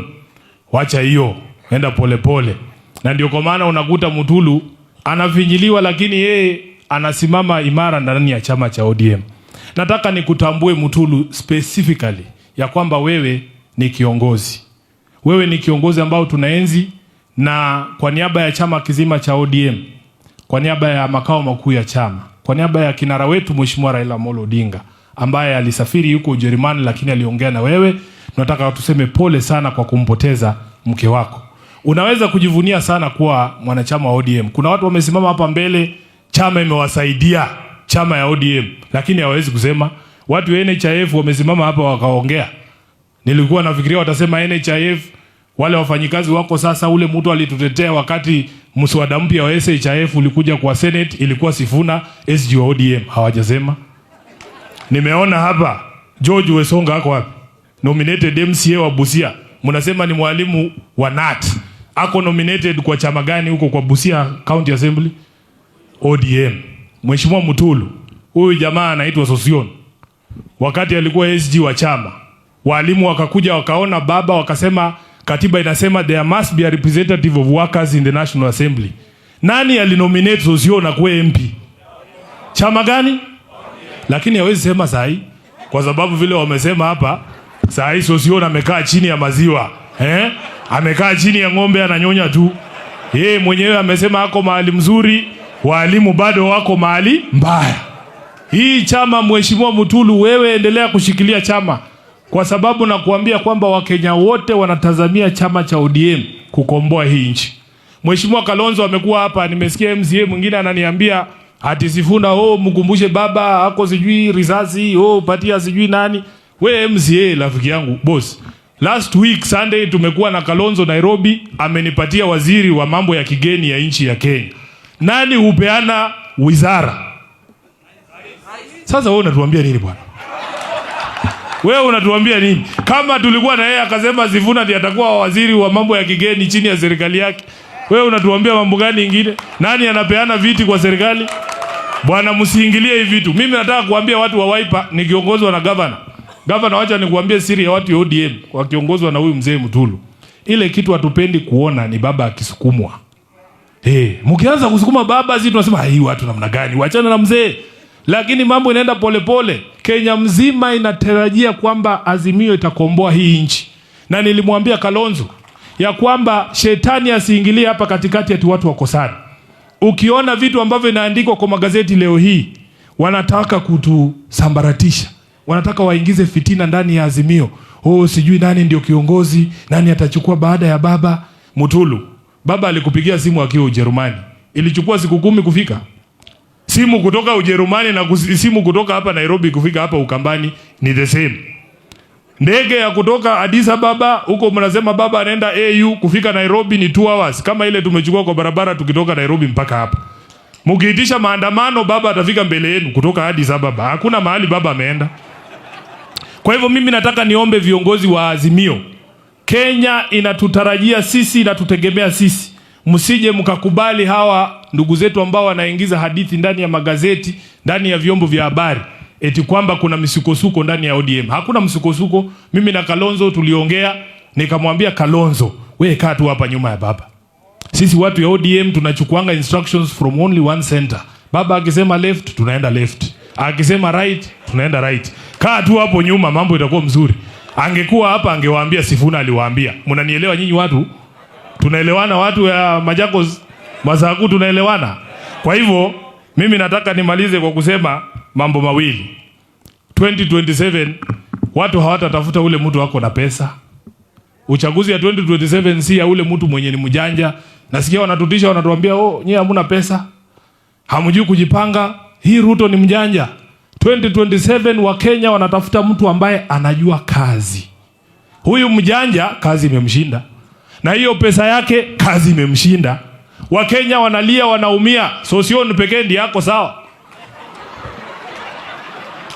Wakenya wanaumia, wanasema tunatafuta uongozi.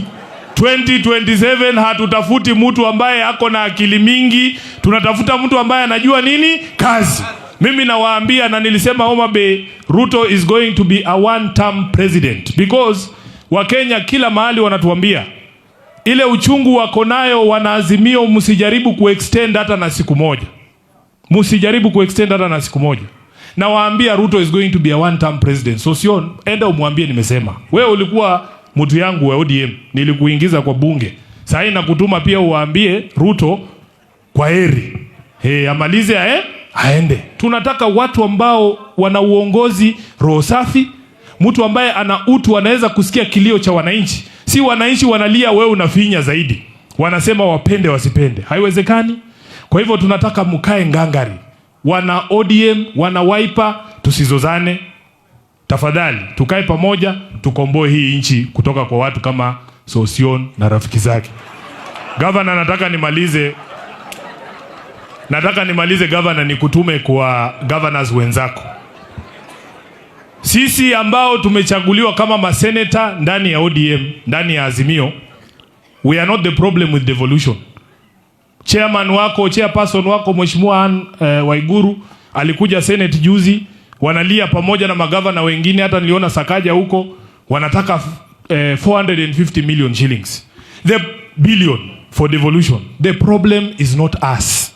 Tell Waiguru to speak to her senator.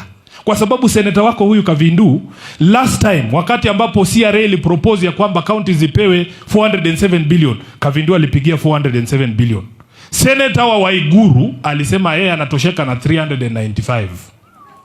Mimi kama Sifuna nilipiga 407. Saa hii wewe ukiniambia unataka 450 kwa ajili ya watu wa Machakos, you can trust Sifuna will vote for 450. Waache kutusumbua kukuja huko Senate kulialia, waongee na senators wao wa UDA, senators wa Kenya Kwanza, ndio waliangusha ugatuzi. So Waiguru is wasting time coming to talk to the converted. Sifuna does not need to be convinced that counties need money. He needs to convince the senator for Kirinyaga awachane na sisi. Kwa hayo mengi, nawashukuru sana kwa kunisikiza. Asanteni sana. Mungu awabariki na Mungu aweke roho ya mama mahali pema peponi. Thank you. Basi nimepeana rambi zangu kwa Bwana Mutulu na familia. Hakika wewe tu ndio nasikia pahali umeguzwa na kuondoka kwa mama. Lakini nakwambia Yesu ni rafiki wa karibu kuliko ndugu na kuliko mke. Kwa hivyo mkaribie Yesu zaidi, naye atakuwa karibu sana na wewe. Na familia wametuahidi ya kwamba watasimama na wewe. So we really thank the family, because we are sure what you've said, and because you love your dad, because you loved your mom also, you're going to stand with your mom. I want to speak to the NAT and TSC. Kidogo tu. I sit in the Committee of Education at the Senate. And I know the retired teachers, since 2012, hawajapata benefits zao, most of them. I want to hear you defending and fighting for them. TSC, schools are understaffed, and we have so many teachers out here who are looking for jobs. Kindly recommend, we are also fighting for them to be employed so that we can have enough teachers in our schools. And we want to hear this coming out. Bwana Sisoni, tafadhali, this was part of your docket. And right now where you sit, you should push the agendas of the teachers and the agendas of the schools. We want to hear your voice. Please, being in the government does not mean that even if they are doing anything wrong, you should be quiet. You should guide and lead and direct. Sindio? Ama munasemaje? Sindio hiyo tu? I want to talk of a school here in Machakos called Eyani Kiva HI Primary School. That school has 9 classes studying in one single class. All 9 of them, 9 classes in one class. And I want to say, yesterday I did a motion, a statement at the Senate to call the CS of education to come and answer why we don't have classes for those students. And we have only 3 teachers teaching. TSC tafadhali. 3 teachers teaching 9 classes.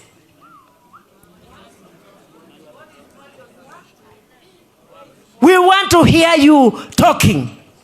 And we want to see you delivering what you are supposed to be doing. There are so many people who are waiting, who are requesting to be employed as teachers, and they are out here. We want to see them employed, and this shortage of teachers should end there. Bwana asifiwe.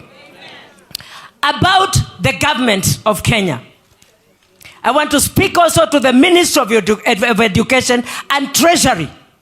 Zile pesa ambazo zinatakikana kutoka kwa serikali kwenda kwa universities aziendi. Zinaenda wapi hizi pesa? And particularly Scott Theological College, which has been closed down for lack of finances. And the government owes Scott more than 300 million. We demand for that money. We want that money transferred immediately so that our students can come back to school. Na si Scott Theological University peke yake, all the universities across the country are crying because government is not transferring the money that is supposed to be transferred to the universities. Na si universities tu peke yake, hata shule zile zingine. Hizi pesa zote na taxes ambazo tunakatwa zinaenda wapi? Zinaenda wapi? Ati mnasema punda amechoka. Si museme kwa sauti kama mnasema punda amechoka. Punda amechoka. Kodi zote ambazo tunaongezewa sisi kama maseneta wa Azimio tunakataa. Hata hiyo motion ya housing tunaenda kuangusha. Because the majority can have their way, the minority can have their say. We'll continue speaking. Asanteni sana. Wacha niite DG aendelee hapo. Na kidogo tu nataka kuguzia hapa. Kuna shida iko hapa Ukambani, na hiyo wacheni niongee tu kwa Kikamba. Tiwa pedhi na wiba Ukamba wa maembe na masungwa na sindu sietwa avocado. Masungwa maitu na maembe maitu andu meuka maka wana silingi 3, silingi 5 maka ikwethu sianamo. Nimwe wiendi tangaza redioni na isi ya mundu loko kama saa kukudhoa maembe embwende udhoa na silingi 20 kilo enuke. Na ini mumande Yesu oko wa maembe netie kambuni libai kwetu VAT neta director na mukulia weta wena kambuni Masaku. How is Machakos benefiting from your company? Na angulia uendata na mwene ndoka kuwe masungwa na ikuwa na kilo kimwe silingi 20 ilo dho ya alama kwete haba kuma miundani nukuye tuyo na manda ino kuendea na ukua embwa we na maembe ndukate nimeisiwa nyumba kwaku. Santeni. Sa mwenge ndia zanutangasie. Watangasa nesa. Maikate. Undu matailota. Thank you. Na lama asiaka na tuithukumai. Tuko ngangari. Na sisi si wanawake. Biblia inaniambia nisiweke uume wangu chini. Na hiyo ni Biblia na Mungu anasema hivyo. Na ninaheshimu wanaume wote.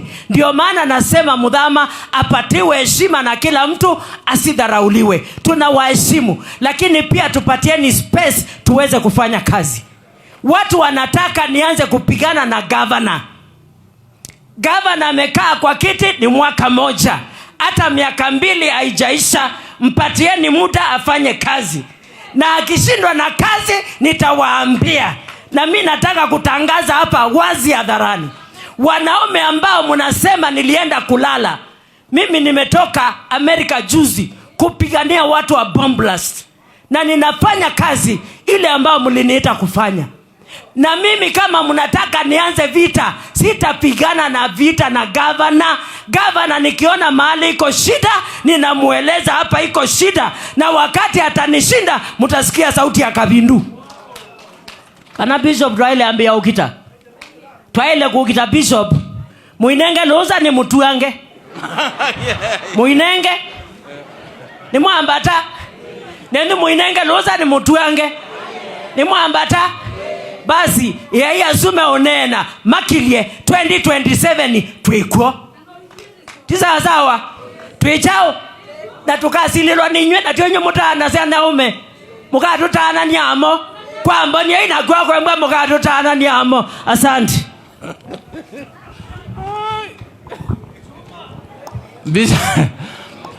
Our presiding bishop and the church, mtanisame, in the next few minutes I'm done. I'm just going to call the Excellency after just showing officials who are here. The county government officials, tafadhali simameni, wale mko hapa. Ministers and chief officers, nawaomba tafadhali simameni. Save for the 2 gentlemen, the rest are members of cabinet. Hii ni chief officer education, chief officer ya barabara. Kuna waziri wa devolution, Joyce Mwikali. Kuna waziri wetu wa trade, Sharon Mutua. Na kuna wa county attorney, James Kadhiri Musango. Na kuna baba askofu Joel Zomo ambaye ni waziri wetu wa kilimo. Asante. Ako wapi? Oh. Na wewe kwa nini? Aya, kuna mwenyekiti wa Machakos County Public Service Board, Mheshimiwa Albanas Mutisia. Asante. Aya, saa ingine nasahau kama wewe ni kuna gatekeeper wa governor, chief officer in the office of the governor. Wewe keti chini. Then kuna sorry, director wa elimu pale ambaye ametoka hapa Yata. Nafikiri ndio. Asante. Sorry. Kupet na Kesha. Tafadhali ikiwa mko hapa tafadhali nisimameni. Just to recognize you. Kupet, members of Kupet na Kesha. Asanteni sana. We highly appreciate you. Then kuna serikali yetu kuu, national government officials, chiefs, our SCC. Yes, nimewaona pale our chiefs. Asanteni sana in the interest of time. Your Excellency, allow me to say just one word. Actually 2. One is to commend you. Were it not for your personal involvement, personal leadership, kama mwenyekiti wetu wa haya mambo, hata mzee ametuambia kwa mkutano wetu, ametuambia na atakueleza privately, atungekuwa hapa ikiwa the way it is. Asante sana, Mwenyezi Mungu akubariki. Hiyo ni kutoka kwa familia, but I'm sure mzee before you leave here atakueleza. Asante. I think you have done really well. Kinduke baka tangi ke mudembo. We. Anibo mwe ha utongo iti mchezo. Mwana utongo iti mchezo. Hii kukaba taeka mwana wandinde ba yake kia biti na kona deputy wagende kiwa hivyo. Maono maimba mailio. Now, nilikuwa nimesema nimeona mtu anafanya kelele hapa anaitwa saa mwenge. Anyamaza kidogo. Now, to our Senate, if there is any time I will ever thank you is now. The way 3 of you have spoken, Mungu awajalie kwa hiyo barabara. Reason being, when we meant a major change as a country in 2002 and brought in President Kibaki, there is something he did which led to the constitution that we are enjoying today. What did he do? He introduced development funds at the constituency level. CDF, Women Fund, maneno ya stima, yote hiyo ilikuja wakati wa Kibaki at constituency level. Now, post 2010 constitution, serikali za ugatuzi zimekuja. For the first time, the proposal that we have ya inji, tunaambiwa wako na 4.2 trillion Kenya shillings. Lakini ukikuja kwa devolution, wamereduce hata ile tulikuwa hawa magavana wandozi wetu. Ile walikuwa wamepewa last year, wamereduce. Sasa tunaambiwa inatoka almost 400 billion ati wanaleta almost 391 billion against 4.2 trillion budget. Sasa what it means, my own interpretation, and I think senators you will correct me, I think Kenya Kwanza is a threat to devolution and development in this country. Anyone thinking of reducing money is going to devolution, zile zinaenda kwa mwananchi, huyo ni adui wa taifa na wananchi wa Kenya. Hiyo bottom up ni gani? Na tunapokonywa kuna bottom up. So in this case, wananchi wetu, as Kenyans, let's mark the members of National Assembly who are voting for that kind of an agenda. And we'll deal with them when it comes to, in fact, we should not even allow them to speak to us. Waende na huko wakakukulie na huko Nairobi. Because wakati fedha ya devolution inakuwa reduced, maji mtatoa wapi? Hizi barabara za huko kijiji, huyu gavana atawatolea wapi? Pesa ya hospitali, mtaendelea kulia ina ndawa, gavana anakuja hapa analia, although she is trying hapa. You know? Tafadhali, the only thing that can bring revolution in this country should be every Kenyan should fight for strengthening devolution. That is the only way tutasaidika kama wananchi wa Kenya. We fight for the resources from the center, siende huko chini. Your Excellency, sikuwa nataka kuongea, nilikuwa nimeomba ruhusa nikuite. Allow me, na unisamee, kesho usikate my airtime, kwa sababu nimefanya kelele. Allow me humbly to invite you to speak to us. And before governor comes, I want to apologize on our behalf. Today we have a constitutionally required program that is ongoing. Na tumekuwa tukiendelea nayo throughout this week. She had to go, attend to it, na ameiacha hata ikiendelea. Na kesho throughout the weekend, from this funeral, na mjoin tuendelee na hiyo exercise. So that is the reason amefika hapa akiwa amechelewa, na alikuwa ameongea na mzee, alikuwa amenieleza. So Your Excellency, for that effort, hata naona umekaa kuchoka, we karibu tuongeleshe.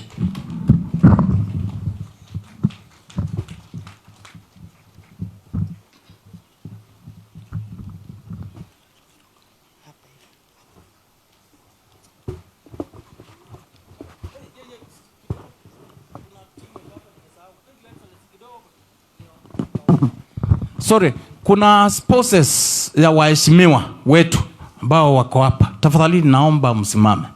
Kuonekana tu. They are here, they are colleagues to my wife. Hata ananiambia karibu Tukienda nyumbani nichapwe makofi. Siku hizi wanawake tough. Ndio hao. Huyu ni Madamu Association. Huyu mwingine ni sposi ya Matungulu, Member of Parliament, wa government spokesman Mwaura, and the last one ni Kawaya wa Mwala. Asante. Sorry, Your Excellency. Cha kutumaini sina, la damu yake Yesu, sina wema wa kutosha, dhambi zangu kuziosha, kwake Yesu nasimama, ndiye mwamba ni salama, ndiye mwamba ni salama, ndiye mwamba ni salama, nikiitwa hukumuni, rohoni nina amani, nikivikwa haki yake, sina hofu mbele zake, kwake Yesu nasimama, ndiye mwamba ni salama,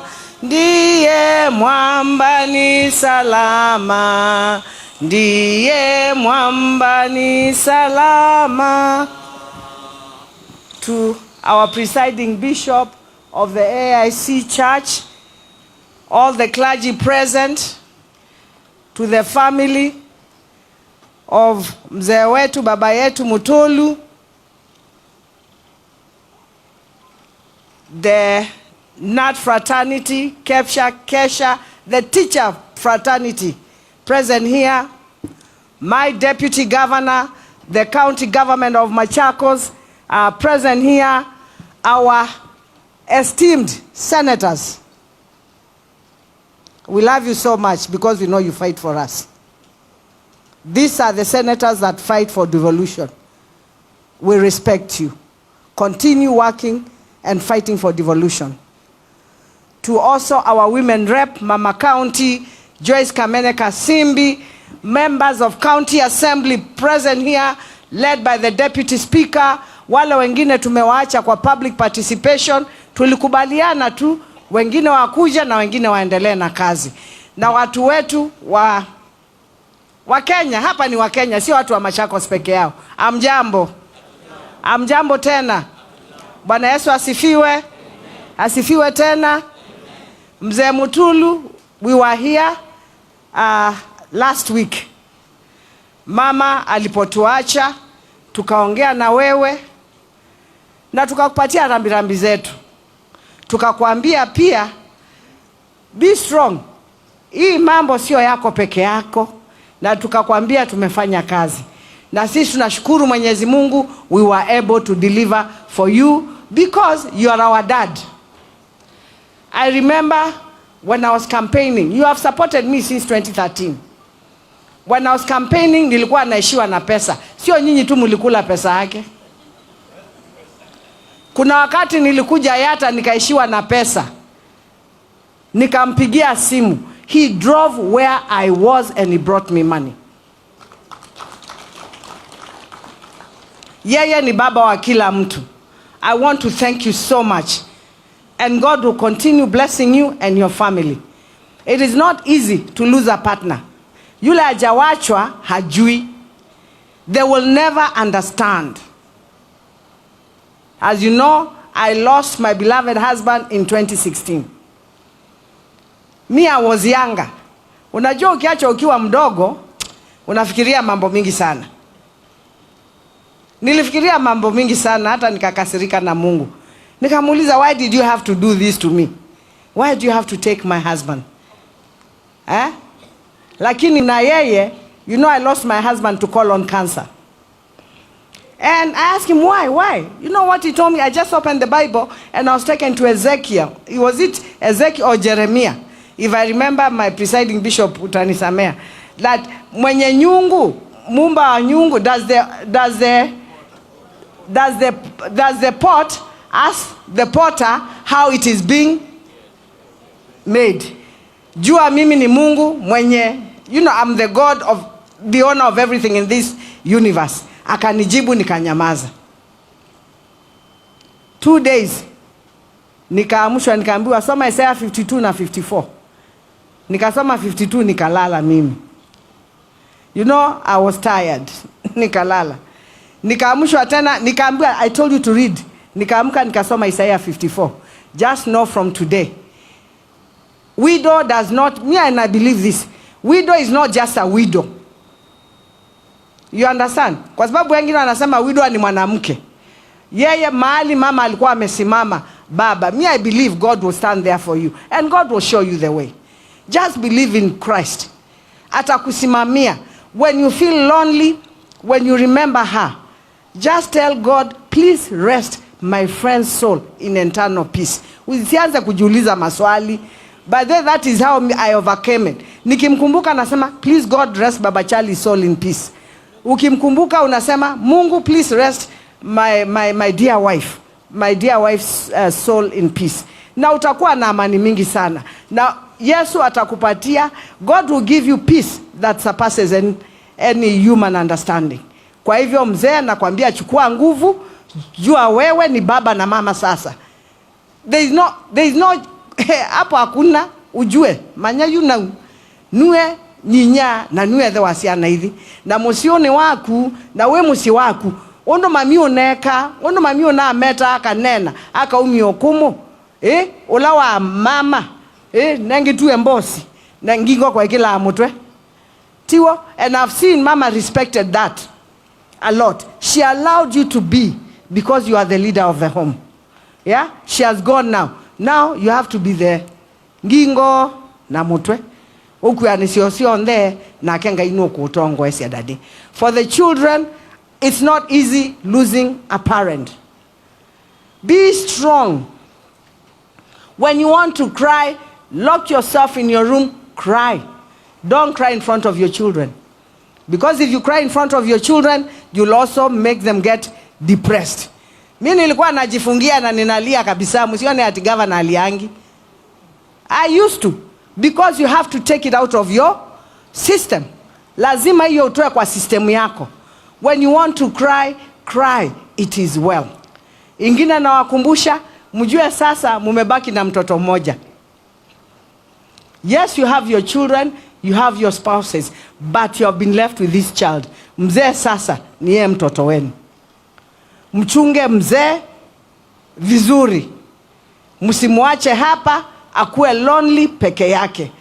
Every other weekend mnakimbia hapa, mnakuja kumuona, mnamsalimia, mnamletea wajukuu, wanamchekesha. You understand? I saw my father live up to 105. When I lost my mom, I think it was, my dad was close to 90. But because of keeping him going, bringing the grandchildren, going around with him, he died at 105. So, mukona kazi. Nitagwe na ba mwina wea. Mwina wea oso wea dadi. Musowe ye kale miaka mingi. Nondo bado wea wake wa mamino dhelile. Wa dadindo na dhela. Wea wa umuta. Na umuta biondo mwaile kuikala. Na nini se, oyo is a respected man in this country. Commissioner is known all over this country. And he's not only your father, but he's a father to many. And because as we are not close, you know, mutu kwa ate ya, ideteka kwa ate ya balaku ito, na mutu kwa ate ya na mbwe chao estable. Mimi sina mengi ya kusema. Our church, we want to thank you so much. When we are happy, you're with us. When you're crying, you're with us. And what you are telling matungi ya omnini mubea na tima boya nundo na momi na family si achao sio na mena misiyo timo kutuboya tutu idioka ona itu tima boya. Let us learn to pray for the clergy because they also need our prayers. So we want to thank you so much for being there for us. Mimi sitaki kuongea maneno mingi ya siasa. Maisha imepanda, mimi niko huku mashinani.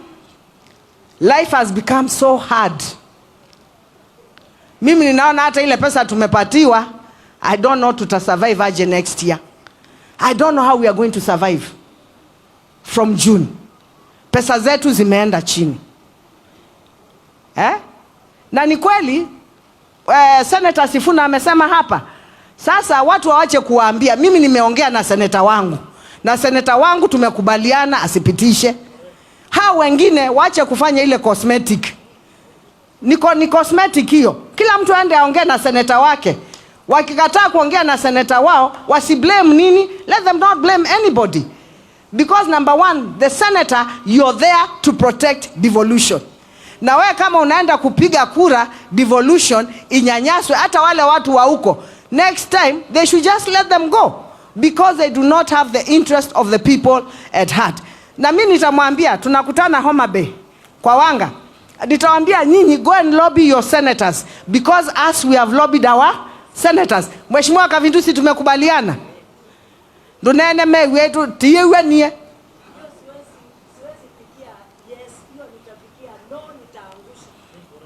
Tunaelewana?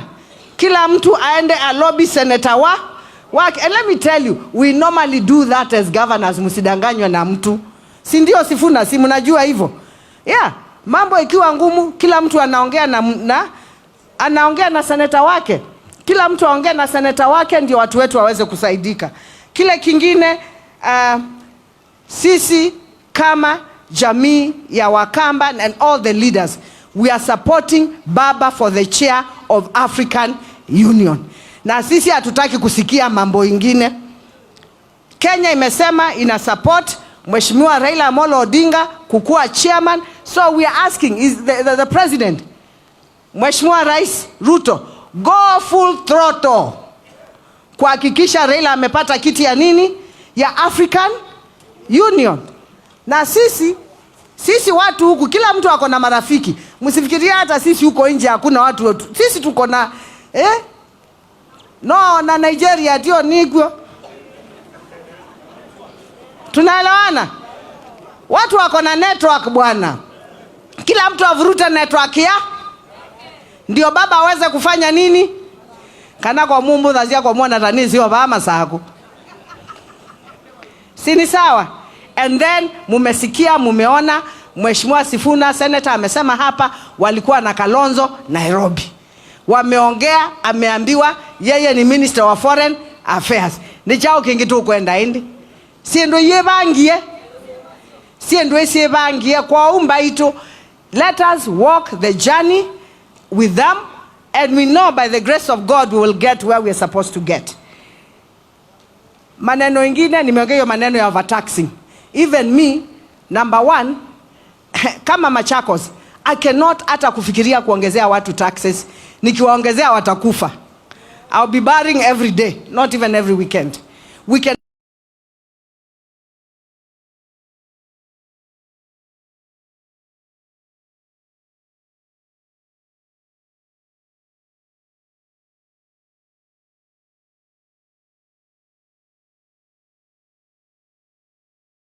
ikulu huku down, mwaga vitu huku chini, watu wapate, watu watulie. Because if people don't have one, Sossion is my friend and my very good friend. Seriously, we just need to tell the president the truth. The ground is not good. The ground is not good. Tumuelezee tu, awachilie vitu. Imagine kama huku chini kumenyamaza, dunia imefanya nini? Imetulia. But kama huku chini mambo ni, you know, it is not good for everybody. So tafadhali enda umwambie tu vizuri, waangalie maneno ya watu, ndio hii shida mingi iishe katika Kenya. Nikimalizia, walimu, you know me, I'm your supporter. Mnajua hivyo. Ni kweli ama si kweli? And you know, SG, they command me. They don't even know I'm the governor of Machakos. They tell me, we want you here, come now. Si mkinita mimi nakujaga. But they are my friends. We work together. I've got ministers and chief officers in my cabinet who are teachers because we walked the journey together. In fact, I think I have more than 4 or 5 of them in my government. Kwa hivyo walimu, sisi tutafanya kazi pamoja na muangalie hiyo maneno mumeambiwa. Na nikimalizia, Bishop, please tuombee Kenya, tuombee sisi. Mungu atuangalie na macho ya huruma, kwa sababu maisha yamekuwa ngumu. Kama tungevuna mahindi, na hiyo mahindi ni ile niliwapatia mbegu, kama singewapatia mbegu na hata ndengu, sijui tungekuwa wapi. Na yeye Mungu ni Mungu. Hata nilikuwa nafikiria nacheka peke yangu tu. Nikamaliza kutengeneza dams hivyo, maji ikaingia ikajaa kwa dams. Mvua ikanyesha, chakula ikamea. Ithiete thaithanga iwe thayo. Tuithaithanga isi amebwana no. Na itisi tandu mama sako nitukwendea na kukila. Mutuboye tingwe tena muwo tuthukume masako wina muwo. Devolution we wa miaka 10, devolution yambise miaka 10 na makosa onde alama miaka 10 meke iwe wabinya na mwaka weba. Koni na magic. Nyetio nitatie bala nitonie. Doing 568 projects in 1 year is not a joke. And you know what I say? I thank God because I'm answerable to him, not human beings. The only person who can clap for me and I feel happy and pat my back is my God. So asante sana. Nina nena muno Bishop Ndokanzo meta amina. You know he's my friend also. So thank you so much.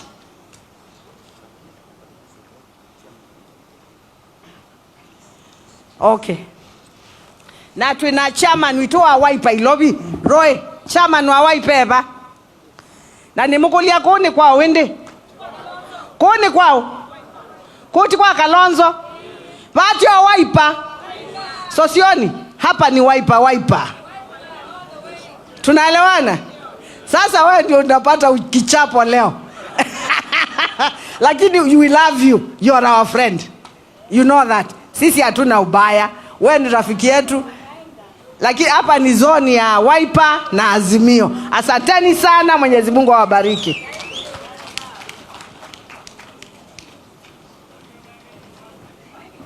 Kona later Bishop. Bishop ndio sasa we are working. Yeah.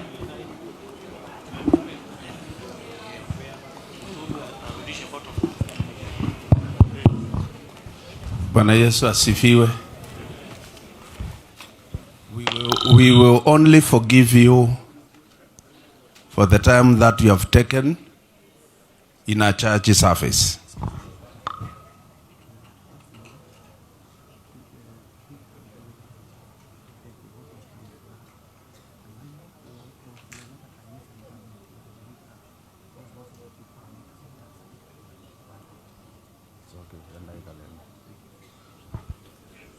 Bwana Yesu asifiwe. Normally the service I lead, hakuna speakers wanaongea kwa ibada. Na hiyo ndio sheria ya kanisa letu la AIC. But today mumeongea kwa sababu wageni ni wengi na tukanyamaza. But next time it will not be the case. I want to put it right. Ibada ya kanisa la Africa Inland Church inaongea tu watu watatu. Na tunasema kama wewe una nguvu za kutosha, tuite pale nje kwa mkutano tuongee.